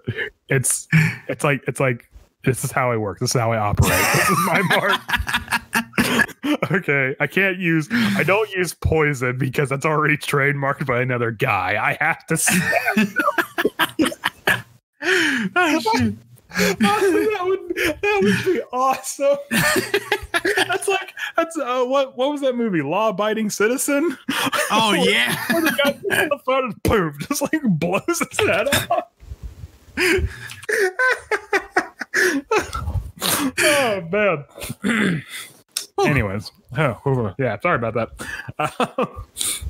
And then also at third level, you get Assassinate. You have advantage on attack rolls against creatures that hasn't taken a turn yet. And on top of that, if you hit, or more like when you hit, any hit you score against a creature that is surprised is a critical hit. So again, sneak. Don't let them see you. Stab them in the back. Go for the kidneys. Yeah. Or do like that like double tap, like base of the spine and the neck. Like you just make sure they don't get back up. So, and I love the assassin because it's so. If you read between the lines, it's so brutal. Yeah, exactly. Like what exactly these skills are supposed to do. It's just no, they don't get a turn. They are dead. Just play the long game, man. Just play the long game. Yeah. Oh, man. Get in, become friends with the mark. Well, I would go to his daughter's wedding. You baptized my daughter. You were baptize this and drown him in like a pond or something. Like that. You baptized my daughter. And the Gatorade sucked. Your wife can't bake for shit. Shit. Oh man. I can actually see in a perfect game that's like tooled just for the assassin, like 75 to 80% of the game is going to be the assassin getting up to the mark. Like that slow build up of like trying to get through the staff and whatnot. Yeah. What's up? How about a cool, like a game with just all assassins, just a group of assassins? I would be 1,000% down for that. Because like they will be all working together to get this stuff. Like, the big mark. Like he's behind this many people, and it's just one big building with a bunch of different levels, and like not levels and like video game levels and like floors. Yeah. And you have to like climb all that, but to do that you have to like not raise any alarms, and like you have to like kill certain like enemies to get the keys to certain doors and like that kind of shit. But like nobody can find out. I can see that adventure being something like I don't know, the Halfling Mafia is putting a hit on the high elves or some shit like that. So you have to take out like the equivalent of like a senator or some shit like that. Yeah. Damn, that would be pretty cool. I would actually love to have a game where it's all rogues. And it's like a Ocean's 11. Ocean's 11. I was just thinking about that. Yeah, like you have the thief, and he's the guy that can like pick the locks and stuff like that. And here's the assassin. He can like get through. Like he could be the face. And here's the arcane trickster, which we'll go over that. We haven't gone over that yet. So I would be super down for that. I'm gonna fucking write that down. Hold on a second. That's actually a really good idea. That's what Dragon Heist should have been. Yes, that's what I thought it was gonna be. I mean, it could have been. Sorry. I apologize again for not running that like a complete amateur. It's not your fault. It's not your fault. Don't do this to me, man. It's not your fault. Don't do this to me. It's kind of your fault. But Damn, you're supposed to be my friend. I would say it's like 85-15. Like no, the materials like fault. So you were burnt out. Which was the 85? The material. Okay. No, it's largely your fault. You suck as a DM. Don't worry, I'm gonna redeem myself with the Avatar. I really hoped you had enough time to like rest and kind of get that fire back. So after we're done with Strahd, I'm gonna be like, yeah, so I'm done with D&D. Tabletop RPGs are lame. Who wants all the books? I'm gonna retire on top. Well, this was fun, guys. I'm gonna take up like stamp collecting or bird watching or something. some real adult pastimes. Yeah. You guys want to talk about model trains? Hey, I'm already halfway there. Okay, I do compass. Hey, there's nothing wrong with that. Sure. Okay, so Andrew. I'm gonna take on a real tabletop RPG, Warhammer 40K, and I used my stimulus check to buy the starter pack. Just the starter pack. It came with 4 pieces. And then I have to assemble and paint. You know, I haven't gotten that stimulus check yet. I could use it for that. That's half the fun, right? I'm thinking about it. No, Andy, don't do it. Stop. Teresa's not here to say no. I could use it. I'm going to text her right now. Anyways. And then, okay, so that's bonus proficiencies. No. We also did assassinate too. We have to talk about infiltration expertise. Oh, that's true. Which I think, along with this and imposter, I think this is when the assassin gets really cool. Yeah. The crafting and identity for infiltration is fucking it's amazing. Yeah. So at 9th level, you get infiltration expertise, which means it's essentially a false identity. Yeah. You have to spend seven. I almost said 75 days. You have to spend 7 days and 25 gold to establish a history, profession, and affiliation for an identity. You can't establish an identity that belongs to somebody else. It has to be a completely fake person. So you're no longer, Orthax, the whatever. You are now Herbert Grimshaw. Walter Sobchak. That's me. And it says here you can use the 25 gold to acquire appropriate clothing, letter of introduction, official for a trading house. And thereafter you can use that new identity as a disguise, which I would imagine can just go in your disguise kit. Yeah. So it's essentially a double like identity, like a double person. So you can live a fake life with the infiltration expertise. I mean, that's pretty cool. Can you imagine having a game that spans like 30 years? Oh God, that would be super cool. Like the first session is like the guards have found you after think about it. The guards have found you after 50 years, and then the entire game is like a flashback up to that point where it's like they're breaking down your house and your wife is like, why are you taking my husband and stuff like that. It's like the man is not not your husband. Kind of that would be super cool. I would love that. that'd be pretty awesome. Isn't there a movie like that? I want to say A History of Violence is like that. Oh, but that's probably it. With Viggo Mortensen in it. Are you thinking of the same thing? Because I know that has like the very stereotypical like, oh, the husband has like a secret background because he was like an assassin. He was actually an assassin. There's probably a better example, but that's the first one that pops into my head. But yeah, that's it. That's infiltration expertise. Well, I mean, and then level 13 you get imposter, which also plays along with it. It does and it kind of doesn't, because infiltration expertise is that you're making a completely new person. Imposter is that you are mimicking a person. Because you gain the ability to unerringly mimic another person's speech, writing, and behavior. You must spend at least 3 hours studying these components of the person's behavior, listening to speech, examining handwriting, observing mannerisms. And then after that, your ruse is indiscernible to a casual observer. If a wary creature suspects something is amiss, you have advantage on any deception checks you can make to avoid detection. Yeah, you're so good at like taking on this person that it's uncanny. That would be incredibly cool for the like the adventure we were just talking about, like the adventure idea where you go in and you have to assassinate like the high profile target.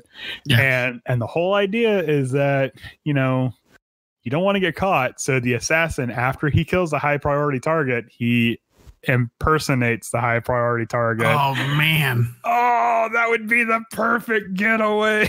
Yeah. I just gotta go here.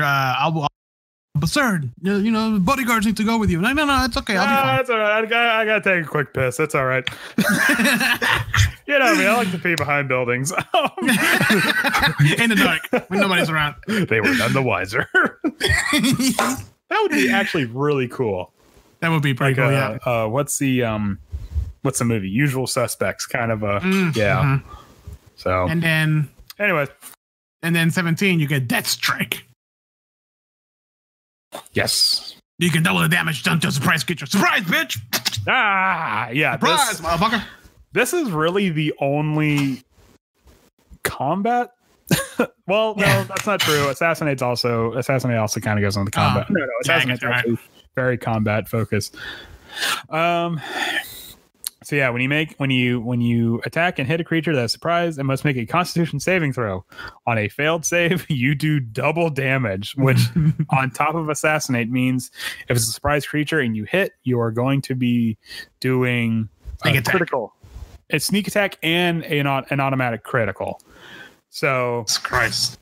So at level 17, how many hit dice do you have? How many? At level 17, you would have 96. 96. So that'll be 18 d6s. 18. I'm gonna roll that right now. At that point, why even have like a dagger? Just let the sneak attack, like just like fucking like flick him in the elbow or some crap like that, and just let the sneak attack do most of the damage.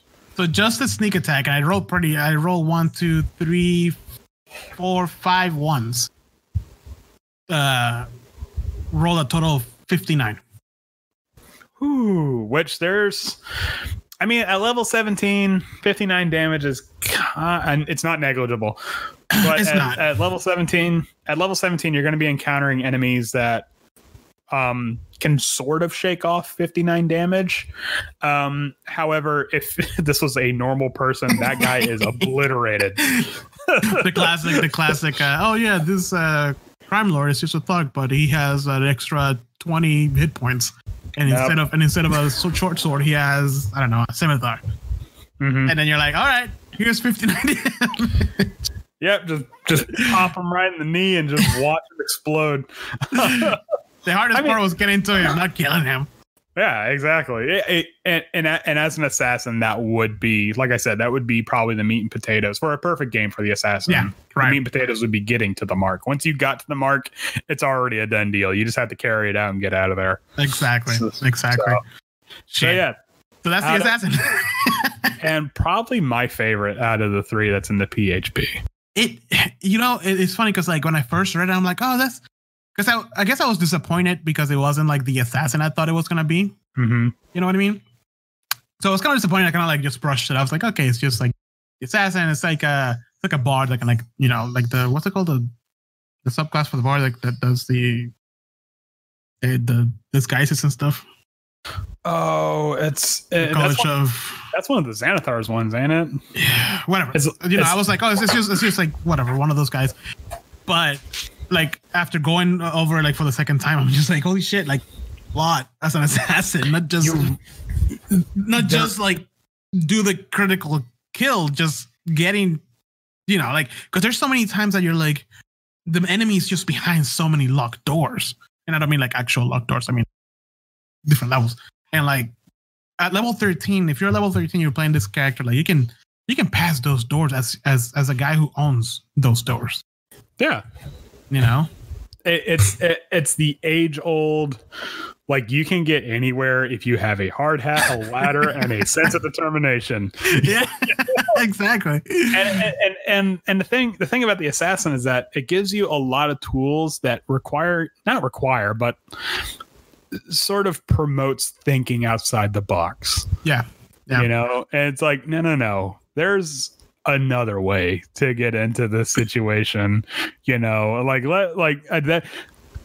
It would be something that, like, if the assassin can come up with a way to sort of talk their way into the enemy camp, I would allow that, because that is walking on a knife's edge, and that could go bad real quick. But that is going to be some entertaining stuff. Yeah. So Now let me ask you something. It's just an all around super neat class. Sorry. Yeah, for sure. Let me ask you something real quick. So infiltration expertise, which is kind of like the one with the identity, you can craft your own identity. Mm-hmm. It starts at level 9. Right. Most adventures end at level 11, 12 maybe. And you do get disguise kit at level 3. Would you want it, like Wizards of the Coast, to bring the level 9 ability down to maybe I don't know, 6? I was actually going to say 6, maybe 7 would probably be pretty good for that. Yeah, because it seems a little high for what most people play through. Because the imposter is like you are, most people play up to level 13 tops. That's your ultimate skill you're going to be using a lot. It's kind of cool you got to that point. But level 9 seems to be a little high for infiltration expert, in my opinion. The imposter, I can see the imposter being at level 13 because that's like a savant level ability. Right. I agree 100%. You use only 3 hours and you have this guy down pat. But the infiltration expertise, that's really going to be something, because you have the disguise kit, which you can disguise yourself as whoever or whatever. But really the infiltration expertise, all that does is that gives your disguise legitimacy. Right. So which is why I'm saying it should be just, because okay, imagine if somebody sees this class, right? Oh man, this is so freaking cool. It's fucking perfect for Waterdeep. Oh, nope. I'm gonna use this class. It's so good, right? Mm-hmm. And then you just happen to forget that this happens at level 9 and the adventure ends at level 5. So you get two things at level 3, and then you get nothing at 4 or 5. That's just like a real life thing that could have happened to us if somebody playing this. What I would do, kind of reach like a good middle ground, is that I would say that their disguise kit, they can come up with a fake persona, quote unquote. But that's what the bard does. Well, hold on. Let me finish. No, you're wrong. No, can I finish? No, you can't. No, Sir, can I finish? Sir, can I finish?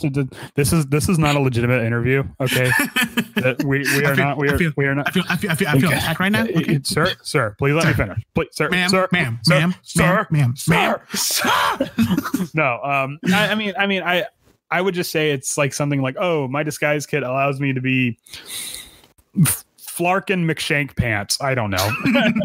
and it's like, okay, that's your other that's your other persona.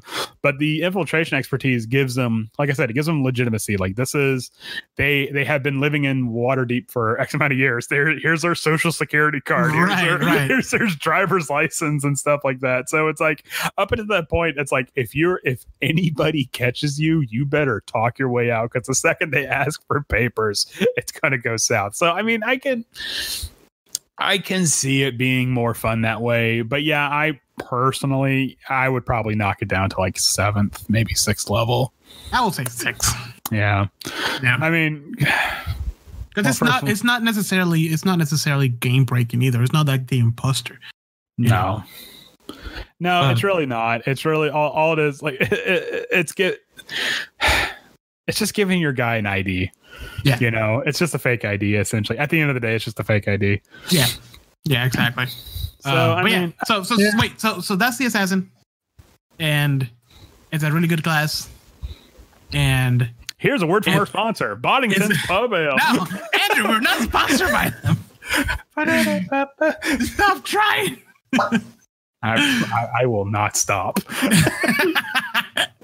right, let's move on to the next subclass. The assassin is cool. It's not what we expected, but it has a lot of really cool stuff that you can use to really get behind enemy line. It's not what I expected, but it did that in the best way possible. Yeah, exactly. So it was a very pleasant surprise for me. All right, Andrew.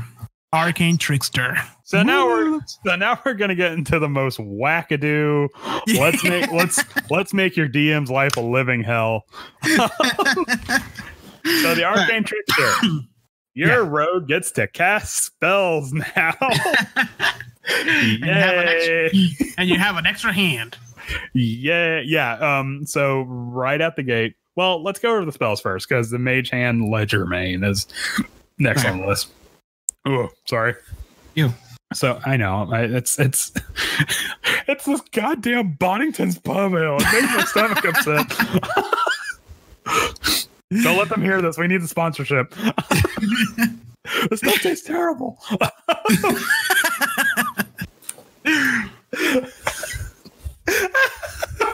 Anyways, so at level 3, you get the ability to cast spells and cantrips. You get 3 cantrips, 3 spells, and you get 2 level 1 spell slots.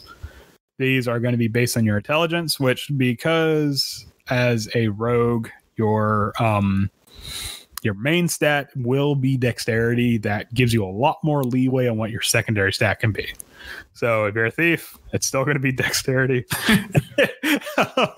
or maybe intelligence for like magic items. If you're an assassin, that's charisma. And if you're arcane trickster, that's intelligence as well. The only thing is that while you can only use, I believe it's an illusion and enchantment spells. And at certain levels, you can pick spells from different classes. Personally, I would probably just stick with illusion and enchantment spells just because, yeah, it would be more optimal for a rogue to cast lightning bolt, but it would be much more fun for a rogue to cast like a higher level enchantment spell. I can see that.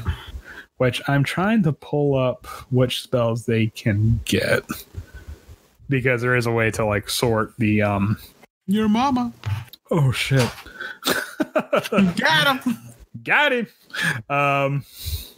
And then after that, you get the Mage Hand Ledger Main, which means your Mage Hand can stow objects. They can be invisible. It's invisible because. Well, is the Mage Hand invisible, or is it like a little cartoon glove that shows regular up? Mage Hand now? Really? Yeah, regular Mage Hand is like an actual glowing hand. Oh, okay. And you don't even know. Well, oh, and by the way, it gives you Mage Hand, so that's going to be one of your cantrips that you know, and it's like which is extremely useful. Yeah, and it's something that's like, but I want to learn other cantrips. No, you don't. No, you don't. You want to learn Mage Hand.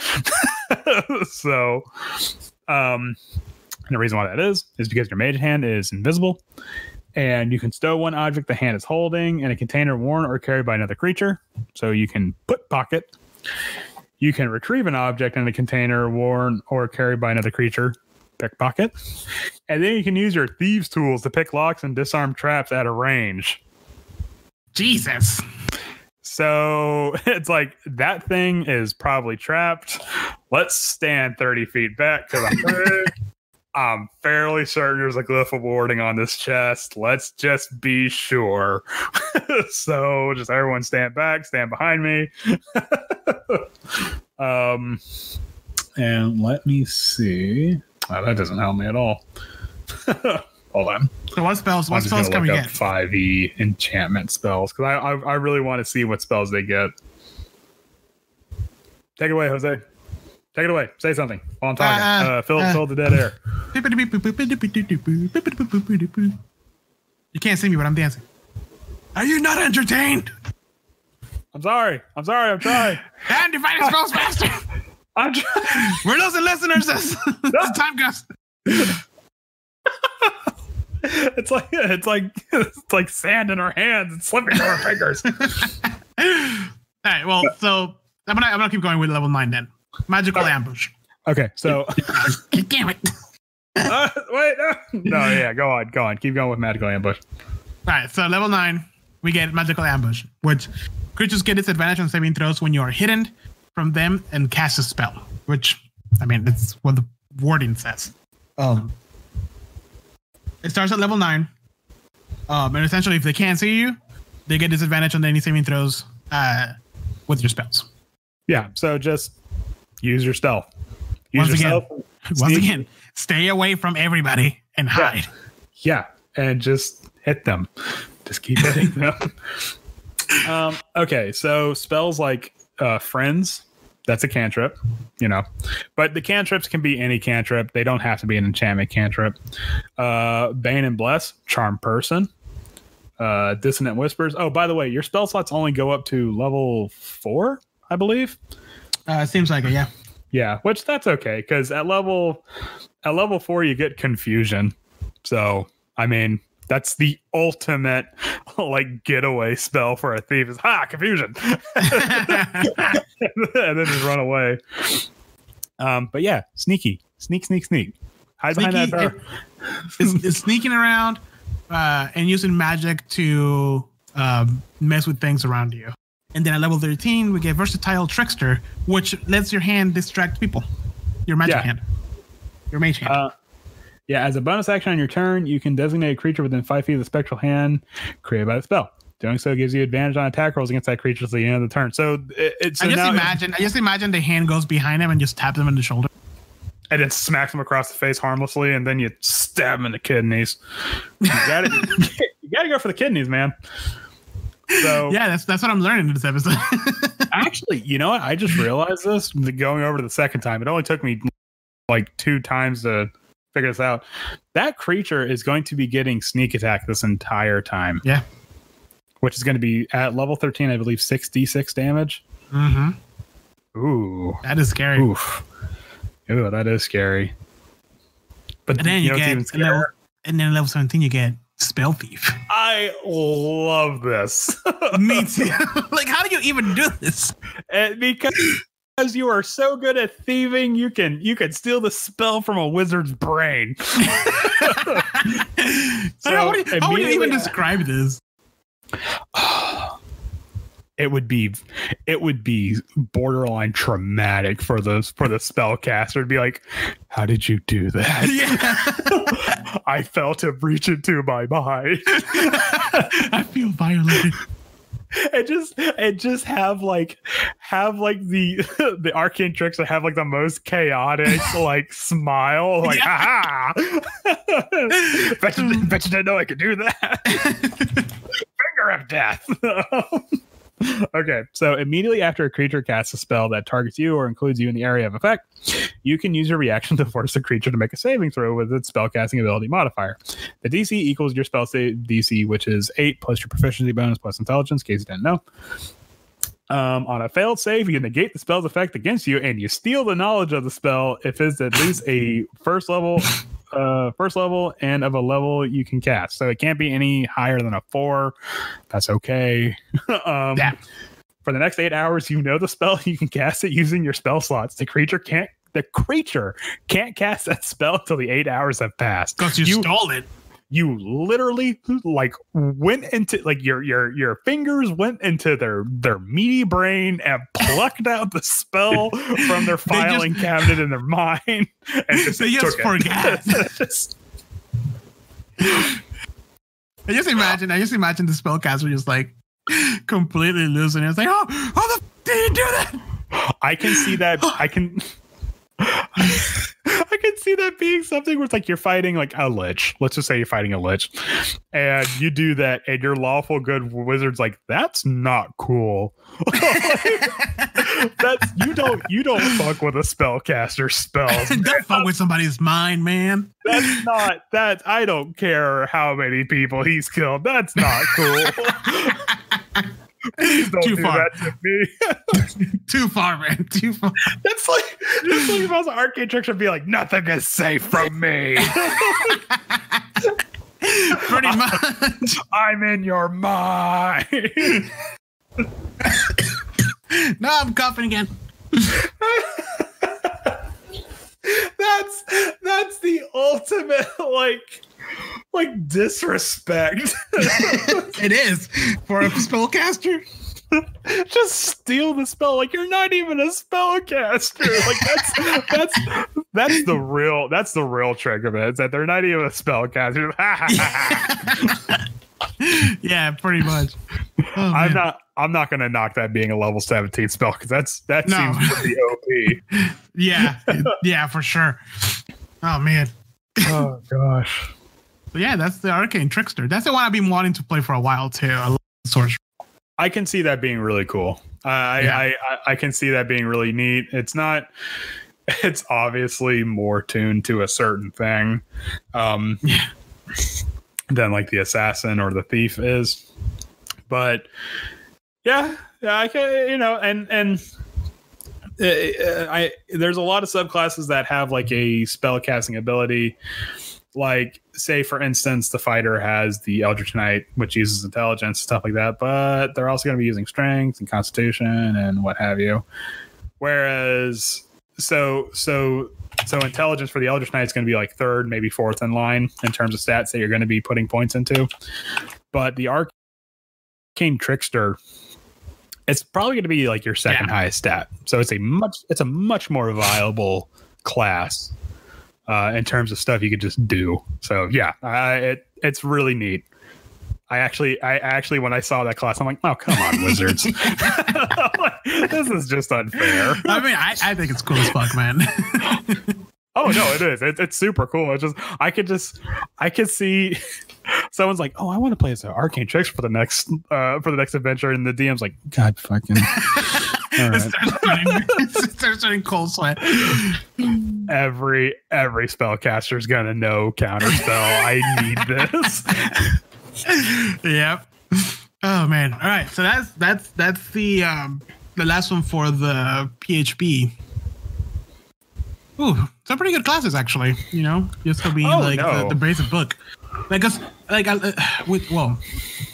example. I was gonna say the rogue, but like other subclasses usually have like two very strong ones and then like a very weak one, or like sometimes even two weak ones and a very obvious choice like the druid. But like in this one for the PHP, like all three of them I think are all three are really good in a certain scenario. I would say that they're definitely not jack of all trades. I would definitely say the thief is probably my last pick for these three. My first pick would definitely be the assassin. Like, if I'm playing a rogue, it's going to be the assassin. I think I will actually have to go with the Arcane Trickster. I can see that. Because the Arcane Trickster seems really fun, but but I don't know. The thief, I don't know. It would have to be. It would have to be like, depending on the adventure, I would play a thief. So. Yeah. All right. So now let's move to the Xanathars. Yeah, Xanathars and the 18 subclasses for rogues. They went all out with me. They went ham, and they went crazy with the subclasses, and they made some stretches. Yeah, in terms of subclass, because there is one here that I read this, I'm like, oh, that's cool. I will never use this subclass. I think I know what you're talking about. Yeah. It's a swashbuckler. What? But let's go with the first one, the Inquisitive. For me, this is essentially just the Sherlock Holmes, the one that like is looking into the clues and putting all the pieces, the puzzle pieces together to figure out who assassinated what, who detonated the fireball in Stroll called Alley. Like that. This is everything slows down and the little words that start appearing on screen. This is the detective. This is where that LA noir music starts playing, and you start moving stuff awkwardly in your hand, but you can make really good sketches. Yeah. The party members are like, "Wow, that's you just did that. That's really good." I think when I was reading over this, I had the impression that Wizards of the Coast made this so that way it can justify a lawful good rogue. Because the other, let's be honest, the other three, the original three subclasses, especially the assassin, that's like a lawful good rogue would probably never do any of these. I mean, the arcane trickster, yeah, I can see that, but like the thief and the assassin, nope. Yeah. So this is for the people that want to be fucking goody two shoes. Fucking nerds. At the Inquisitive, at level 3, you get Ear for Deceit. Andrew, take it away. Which means it's the oh shit. What was I gonna say? It's that one rogue ability where you treat a roll as a 10. It's kind of like that, except which is it? It's like the reliable talent, except this is just for insight checks, and it's only it gives you an 8 for your roll. Yeah. So which is it's still pretty good at level 3. Yeah. So and as a, like I said, this is a detective essentially. So as a detective, you would probably be more keen on picking up like BS or obvious lies, or it maybe the person's trying to hide something and they don't want to, kind of a deal. Like, right. So yeah, it just leans more into that. It's a much more role play heavy aspect. For sure. And then at level 3, you get Eye for Detail. You can detect hidden creatures or objects. Yeah, so you can use a bonus action to make a perception check to spot a hidden creature or object, or to make an investigation check to uncover or decipher clues. Yeah, which is pretty badass. As a bonus action, though? Like, I mean, because that's to imply that there's initiative, which means there's probably combat or like a chase scenario kind of a thing. So you wouldn't apply this to like just outside of combat stuff? Well, because I mean, it's because it says you use a bonus action to make a perception check or an investigation check. It doesn't say anything about giving you advantage or gives you like a plus to this or what have you. Oh, you're right. It doesn't say that. So, I mean, maybe this would be more of like you're chasing the criminal down and they did the classic going to a crowded street kind of a deal. Yeah. And so on your turn, you can use your perception check to spot him out, or you can use your investigation check to look for the thing that he might have stashed in like a nearby fruit cart or something like that. So, I mean, it's pretty niche. I can definitely see the ear for deceit being probably getting more uses out than Eye for Detail, but you never know. Adventures can go completely different than what you expect. Yeah. As evident by the goat sled. Hey, that's canon now, okay? A part of me is like, it's not like I've given up, but it's like I'm not in control of this anymore. I think that's me halfway through any adventure that I've run. It's like, yep, no, that's it. Because I was giving Teresa like the rundown on my adventures, like, oh yeah, they're gonna be like fighting werewolves and stuff like that, blah blah blah. And so she's like, what do they do in this adventure? I'm like, they rode a sled pulled by goats across Barovia, and I've lost control of my life. Yeah. making chocolate pudding at 3 a.m. Yeah.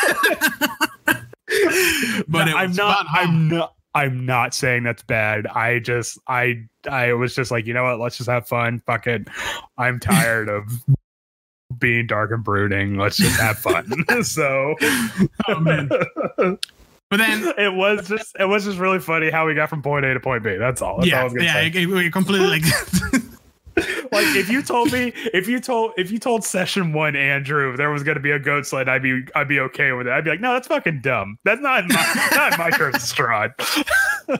So 14 sessions later, session 1 Andrew is a completely different Andrew than now. Okay. Hey man, that's what life is all about. It's about change, okay? It is, man. You can see it live on Twitch.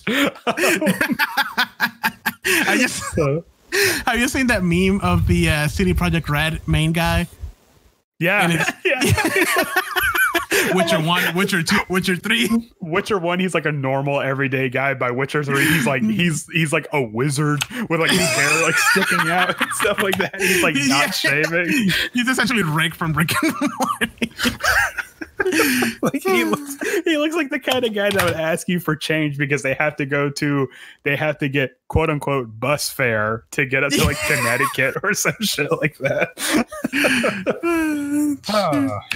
Anyways, so also at third level they get insightful fighting, which is what I imagine is the that scene from Sherlock Holmes when he's fighting.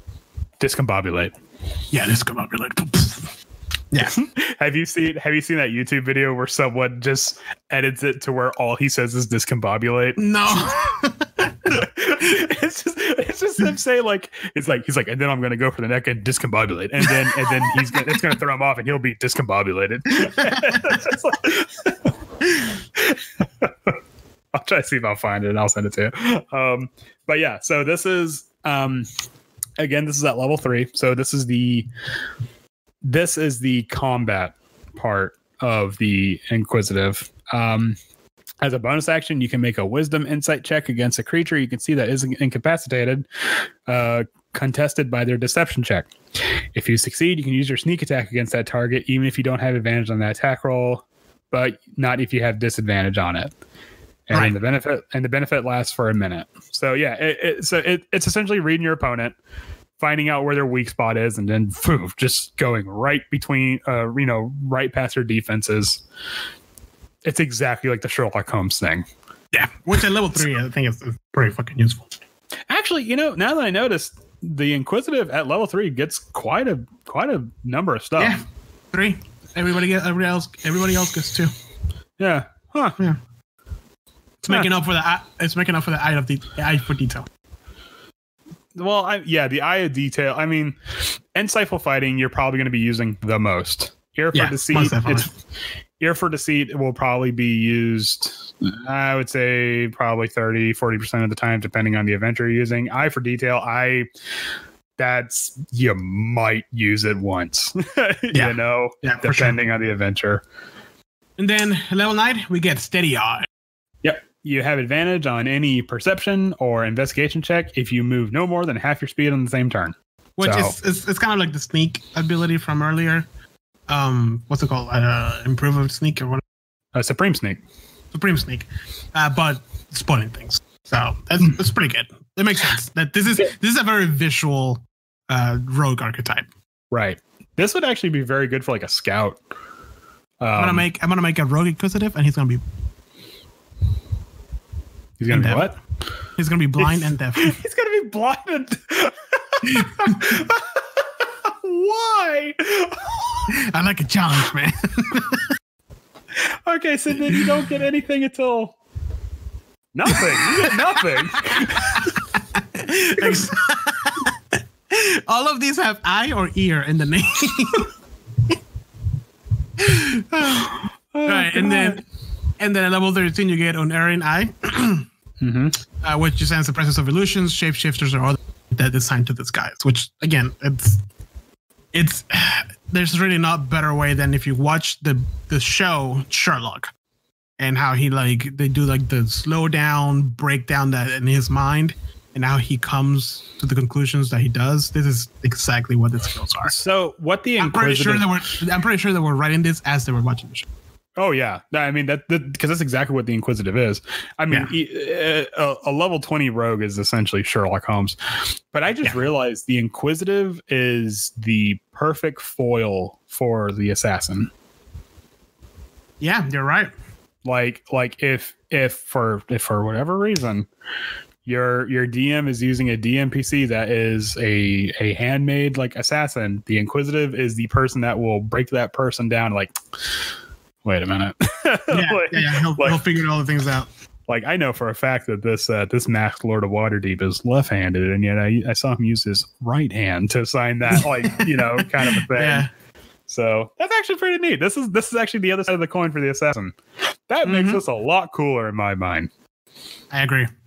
Yeah. And then at level 17, Eye for Weakness. Yep. You learn to exploit a creature's weakness by carefully setting its tactics and movements. Discombobulating. While your insightful fighting feature applies to a creature, your sneak attack damage against that creature increases by 3d6. So that means that at level 17, instead of 96, you're going to be doing 12 D6. At level 17, are you doing 9d6 or 8d6? It's 9. We just talked about it. Is it 9? Okay. Yeah. So you get just a little bit of extra sneak attack. That little bit turns into... Wow, that was I rolled 39. Well, I mean, if you roll like Aaron, who somehow manages the rolls 5s and 6s. Dude, Aaron rolls really high digitally and in person. It's so weird.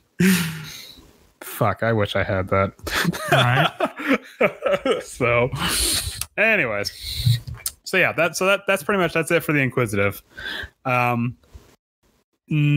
little bit on the niche side would be really cool if your DM is running a classic like murder mystery or a mystery in general. I think it has a little potential.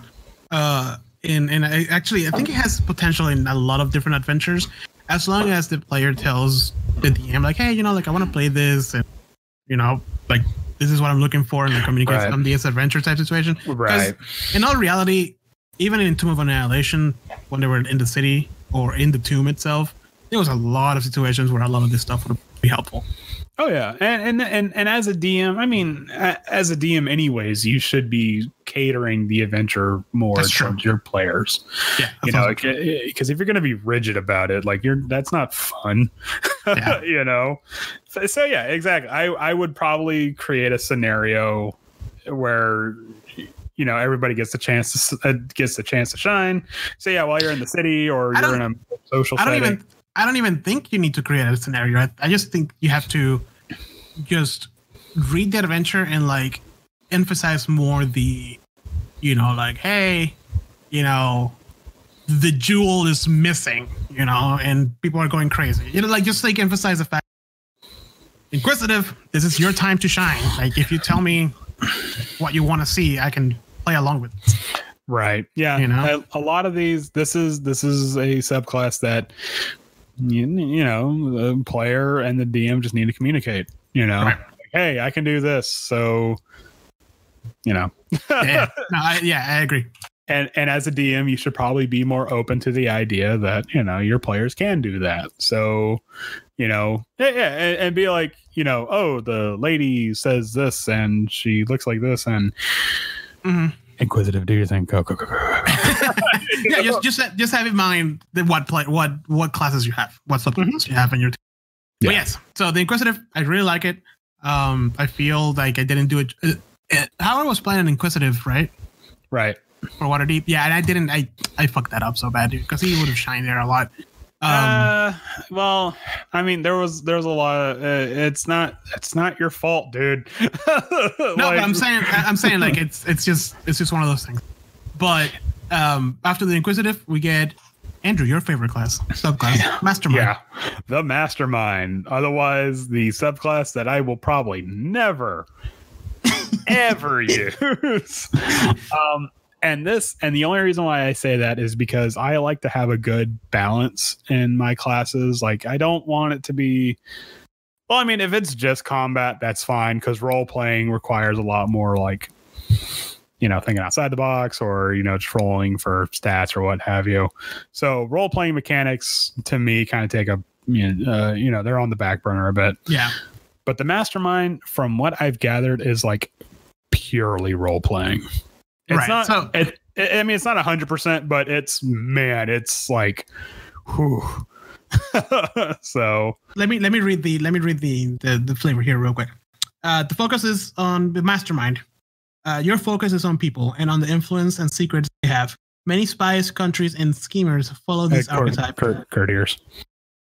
Oh, yeah. Many spies, courtiers, and schemers follow this archetype, leading lives of intrigue. Words are your weapon as often as knives or poison, and secrets and favors are some of your favorite treasures. You know what? I don't even know if I pronounced that word right. Courtiers. Yeah, courtiers. Whatever. The point is, it's all about talking. You are Littlefinger. You're Varys. Oh, Ferris, yeah.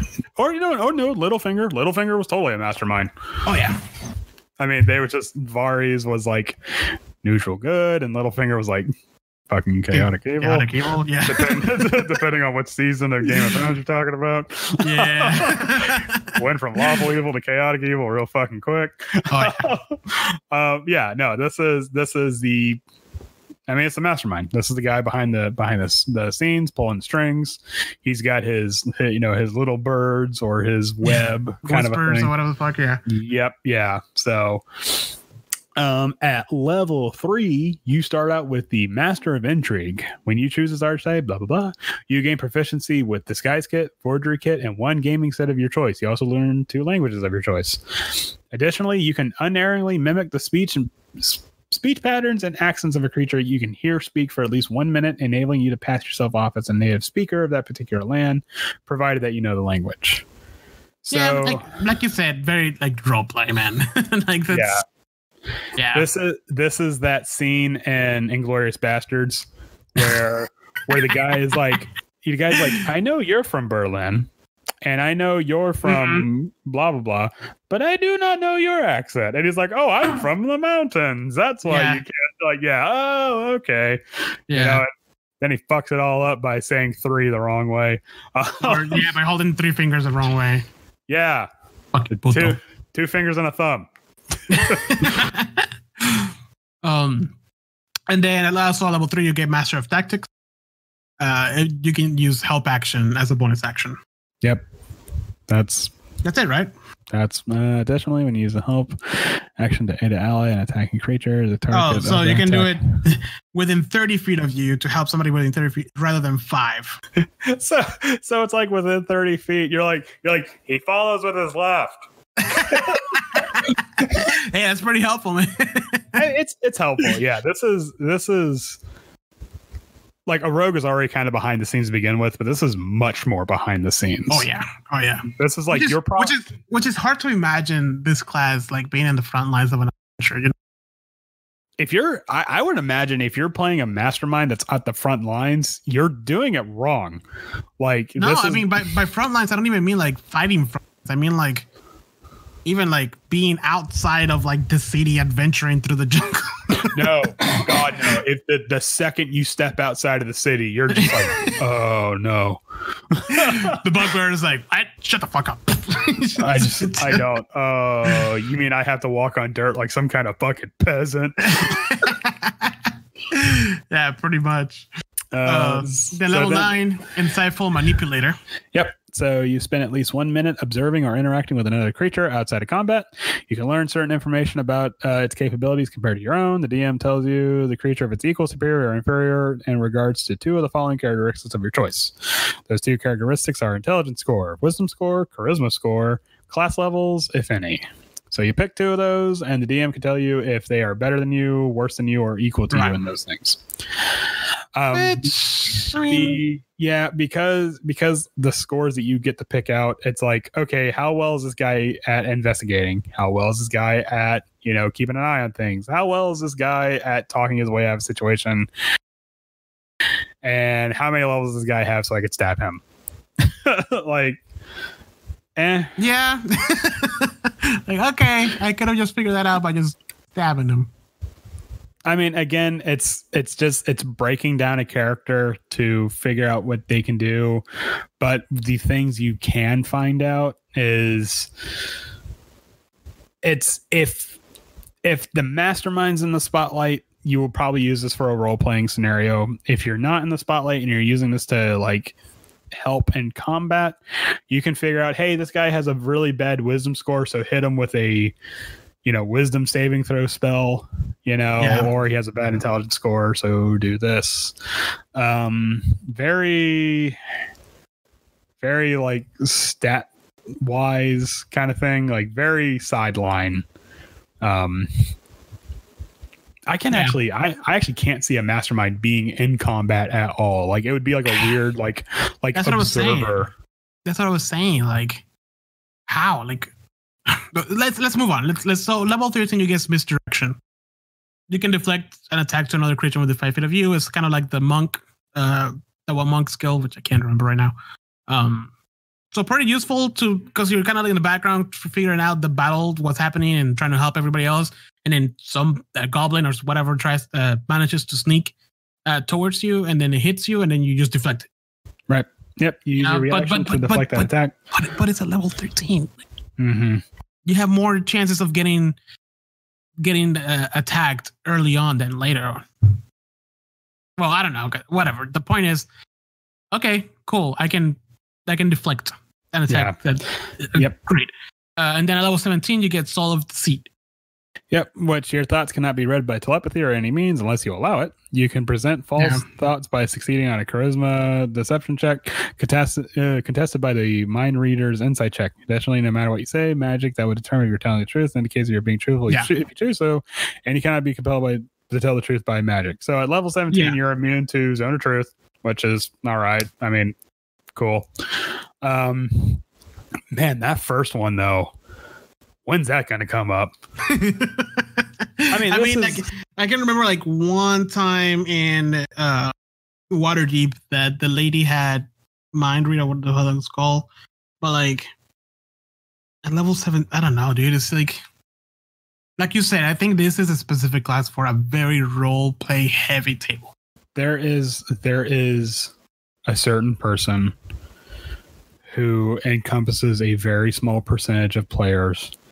And when they saw this, they were like, fuck yes, finally. There is a rogue for me. However, the other like 92%, and I'm being generous with that number, the other 92% of players are like, oh, that's cool. Hey, it's Swashbuckler. You know? Yeah. I mean, I don't. Mastermind, I'm sure somebody out there is very excited about this class. Mm-hmm. And if they have the right table, it's going to be awesome. Yep. But I don't see myself playing this. I don't see myself playing this either. At least with our play style, it's not for us. No. And it's just like all this stuff that I mean the abilities are kind of underwhelming and it's just there. Can you imagine playing a game that is like 95% role playing up to level 17? Yeah. Like, I mean, I'm not saying that's not fun. That is certainly fun for some people. But there does come a point where you're just like, man, I just want to hit things. Yeah. You know? Yeah, exactly. Like, there has to be a balance. Like, I want to see some explosions. Like, let's get Michael Bay in here. Can we wheel in some of those red barrels? You know? Hey, you know. But it's there. It's an option. You know, better have the option than not at all. Oh yeah, no. It's like I said, there's a table for this, and they are super excited. Oh yeah, and more power to them. But it's not me, you know. Yeah. So Andrew, since you keep shitting on the mastermind, let's move on to the next class. Well, when it stops being shit, I'll stop shitting on it. The scout. Yes, the scout. Which I thought when I read the scout, I'm like, wait, isn't that like a ranger thing? Kinda yes, kinda no. It is the exact opposite of the mastermind, where like the mastermind the mastermind thrives in a social setting. The scout is that, but in a survival setting. Yeah. Okay. So this is outside the city walls. Oh wait. You know, there's a senator's note for the mastermind. You want to read it? Okay. No. Okay. Oh. Oh, please. If anyone is a mastermind around here, it's me. You're like a master doofus or a master dummy. No, you are. Ha! Fucking told him, Xanathar. He knows. Your subclass is bad and you should feel bad. All right, anyways, but the scout. Yes. So at level 3, you get Skirmisher, which means you are difficult to pin down during a fight. You can move up to half your speed as a reaction when an enemy ends its turn within 5 feet of you. This movement does not provoke provoke opportunity attacks, which is badass. Yeah, it's like a weird free disengage. Mm-hmm. So, yeah, not gonna again disengage. Super useful. Straightforward. And you get to use a reaction for it, which means you can still use your bonus action, your bonus cunning action to do something else. Yeah. And then also at level 3, you're a survivalist. You get proficiency in nature and survival skills.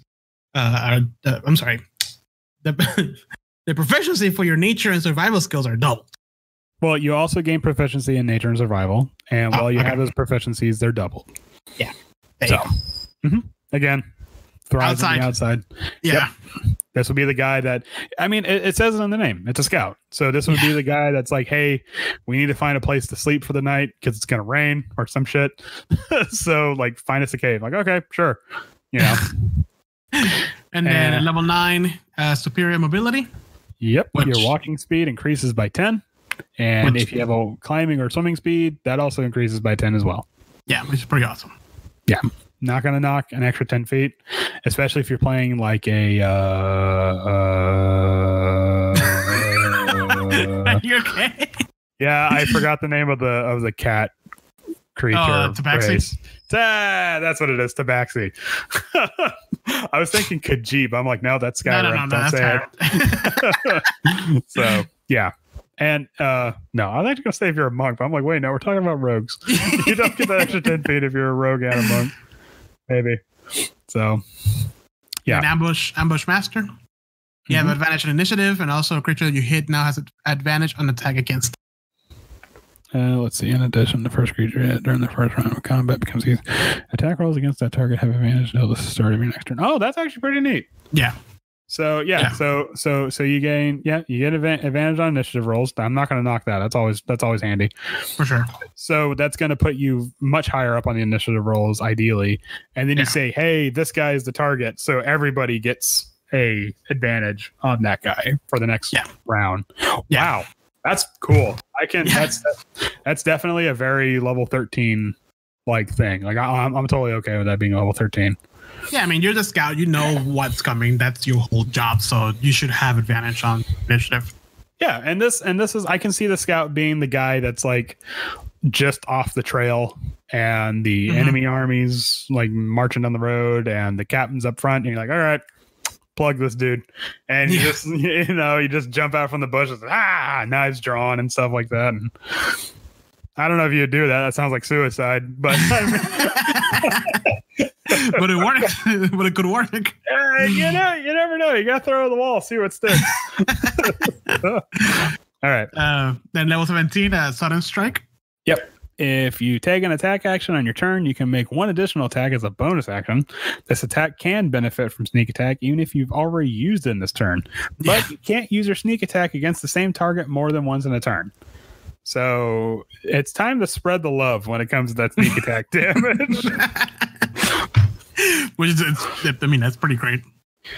Oh, wait, hold on. What is that? That can work with. Oh, never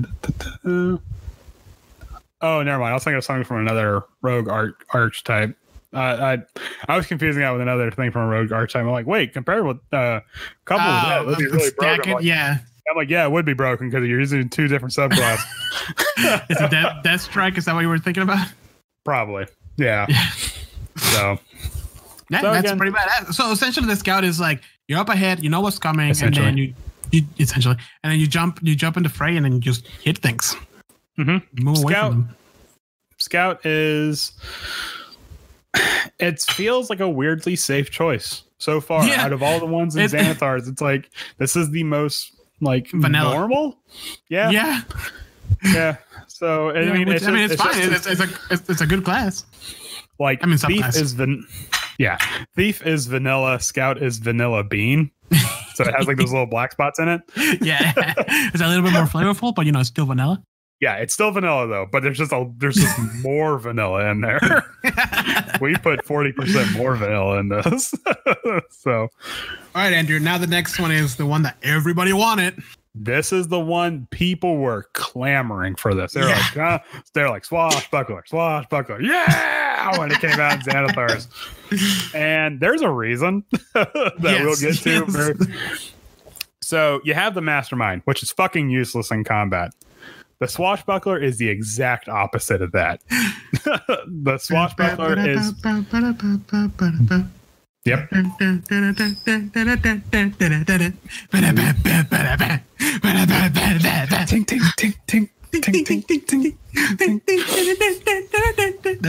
That's if I ever play a swashbuckler, that's gonna be my. And literally no reason not to. Yeah. Yeah, this is the guy that's gonna have a duel on a moving giant wooden wheel. You know, while he's like chained up and crap like that. Yeah, no, the swashbuckler, very colorful, very it's a pirate. I mean, oh yeah, dude. Yeah, I mean, this is your stereotypical like swinging from the rafters, and this is what's the dude from Acquisition Incorporated? Which one? What's the guy? The rogue, the one that the chandeliers. I'm looking at it right now because I can't remember.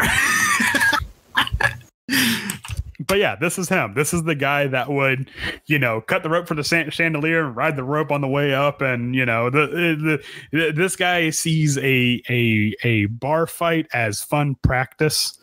I can see him.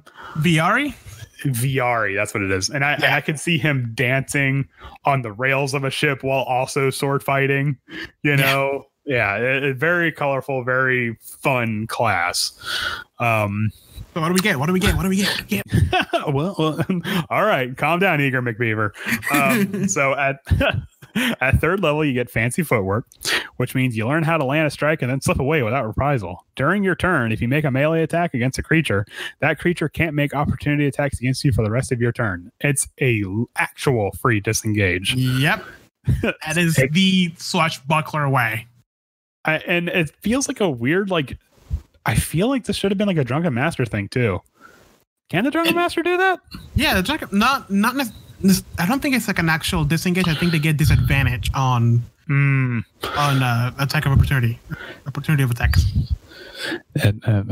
Episodes every Wednesday.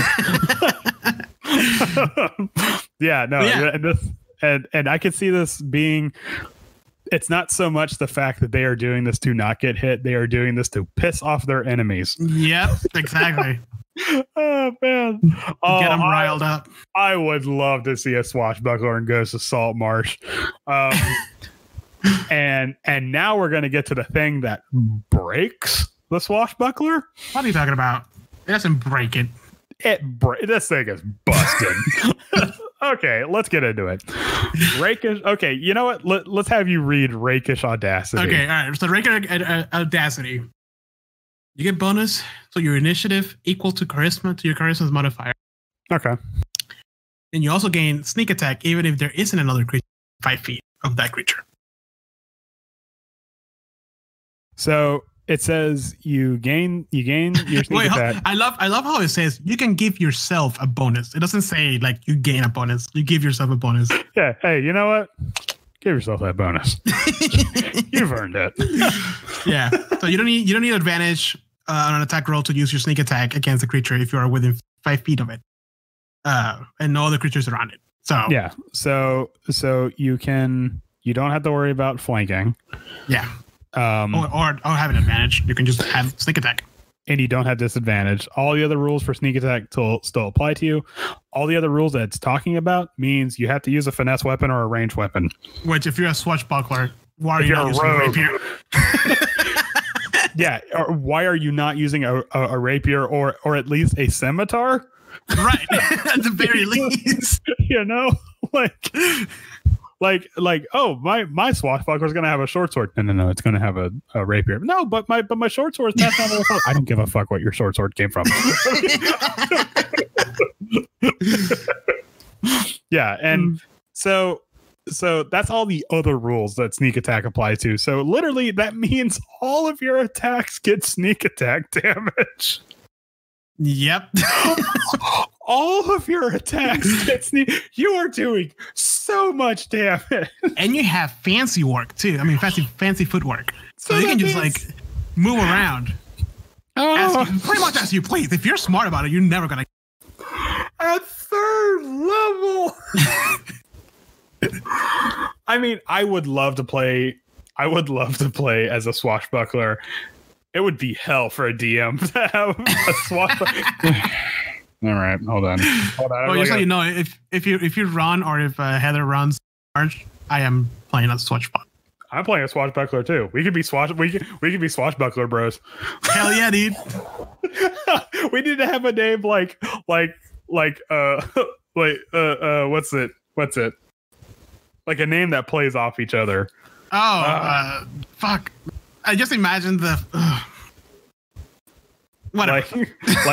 Like I'm Rhyme and you're Reason or some shit like that. You know? and like you're dressing blue, I'm dressing red, and stuff like that. Beautiful. All right. So then at level 9 you get. How do you pronounce that? Panache? I believe it's pronounced Panache. Panache? No, it's Panache. Oh, okay. Panache. Which it means Panache. Panache. It means the whole thing essentially is you pull aggro. And if you're moving around like you should be because you're a swashbuckler, you just like angering the enemy, moving it around, trying to have them hit you, but not really. And then because if you have high dexterity and if you're like doing fancy footwork and all this stuff, more than likely they're probably not gonna hit you. And then everybody else has advantage on attacking that creature. So I'm sorry. That creature has disadvantage to attacking anybody else. So you're not only doing some awesome damage, but at the same time you're tanking too. Weirdly tanking. Yeah.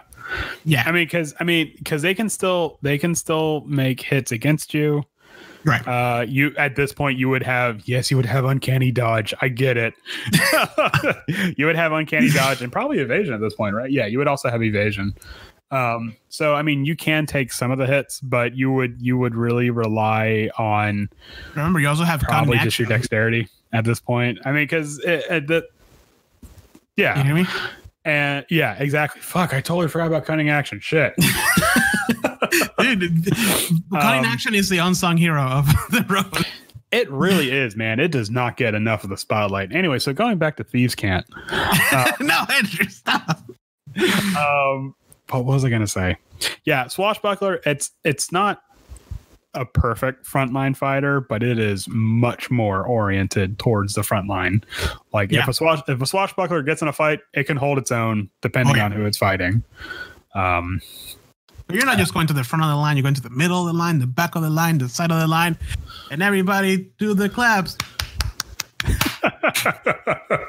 I mean, this would I mean, in a perfect scenario, you would have like your fighter and your barbarian, your paladin right in the thick of it, but then your swashbuckler is just going around the sides, you know, dancing around the enemies and shit like that, and just, you know, trying to irk them and tick them off and stuff. So I could definitely see that.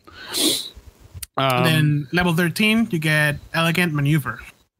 Which means you can use your bonus action to gain advantage on your next acrobatics or athletics check during the same turn. Yeah. So if you really want to make sure that you nail that chandelier swing, you know, because you have to, it doesn't matter if you do it, you have to look good while you're doing it. Oh, yeah, of course. That's rule number 1 of a swatch. It's like 60-40 showmanship to skill. You know? That's what pisses off the enemy and makes them. Yeah, because you make it look easy. That's the thing. Exactly. You know, if the swashbuckler were struggling, that's one thing. Just like, all right, I can wear this guy down eventually. But the fact that he is making a laughing stock out of you, that's what pisses you off. You know, this guy's having fun. Like, he's enjoying this. Let's practice. So recently I watched The Mask of Sorrow. He's a swashbuckler, right? Totally. Yeah. He's a swashbuckler. Yeah, hell yeah. So much fucking style. I would actually say he's probably a classic swashbuckler. Yeah.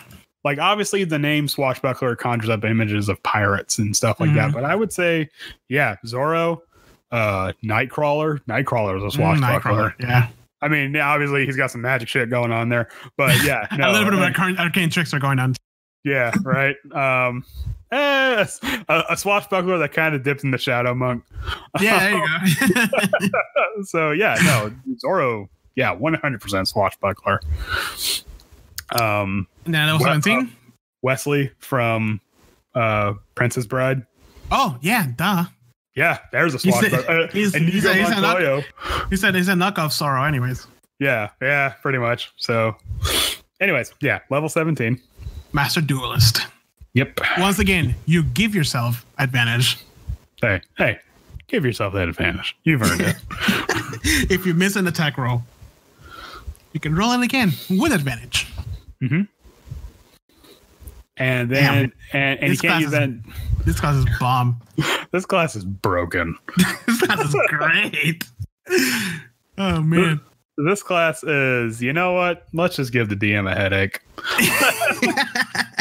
I hope he's stocked up on Advil. He's going to need it for this one.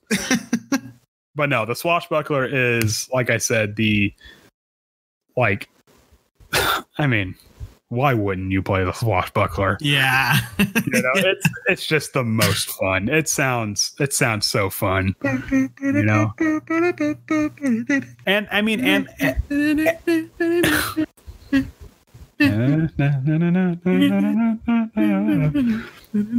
you're the worst pirate I've ever heard of. But you have heard of me. But you have heard of me. Yeah, and because a lot of its abilities use charisma, it's gonna be really good at role playing stuff as well. Oh yeah, that's true. So pretty much what I'm trying to say is fuck off, Mastermind. Hey, out of Sanathar, I think Swashbuckler is up. Number 2, Inquisitive, in my opinion. I would say Scout and then Mastermind. Not today. I would say out of all of them, the Swashbuckler would probably be my second choice. First choice would probably be Assassin. But the Swashbuckler out of all of them, the Swashbuckler would probably be my second choice. That's 7 subclasses. Damn. Yeah, that's a lot of subclasses. Yeah. No, I think I will go with Swashbuckler, Arcane. That's my second. Because I really want to play an Arcane Trickster. I would do Assassin, Swashbuckler, Arcane Trickster, maybe Scout, and then Inquisitive, Thief, and then way at the bottom is Mastermind. After all the other classes and all the other stuff. After all of literally the other. I mean, I would honestly say if we had to rank all of the subclasses of all of the classes, the Mastermind would be at the very bottom for me. I mean, think about it. Oh, think about it. You know? You hate it. No, it's just, I don't see, I personally would never use it. No, I 100% agree with you. Yeah, so. Swashbuckler, Arcane Trickster. Because, I mean, I could at least use a Beastmaster Ranger from the PHB. That is true. You can still have fun with it. Yeah, you know. Yeah. But, Swashbuckler, though. Yeah. All right. Well, that's all we have for you guys today. I hope you learned something new. And other than Andrew hating the Mastermind so much. Andrew, is there anything else you want to say? No. I mean, just keep in mind. Oh yeah, no, I do have something to say. Just keep in mind that when you're playing as a rogue, you're going to be doing things differently. Yeah. And don't forget your cunning action. Yeah, this is also not this is not the class to be the hero with. You are not the hero. Oh no, you are. If you're like me, and you like to play like the paladin, the front end, like, you know, just beat the crap out of everything with a hammer. No, you have to think strategically, find the shadows, find the cover, you know, and get the good use out of that sneak attack. Mm-hmm. Yeah. But yeah, that's everything we have for this episode. I hope you guys enjoyed it. Also, we know you have uncanny dodge. You can stop saying that. It's true. You know, we know it. But yeah, make sure to rate us, follow us on Instagram, Facebook, any platform that you listen to podcast in. Also, literally any platform. What? I know. I said literally any platform. Yeah, literally any platform for podcast. Yes, literally. Literally. Damn it! Let me finish that damn episode. Okay. And then make sure to watch us live. We play almost every Wednesday. On Twitch, twitch.tv/Attack of Opportunity. We are playing Culture Strahd. We are nearing the end. It's getting pretty epic.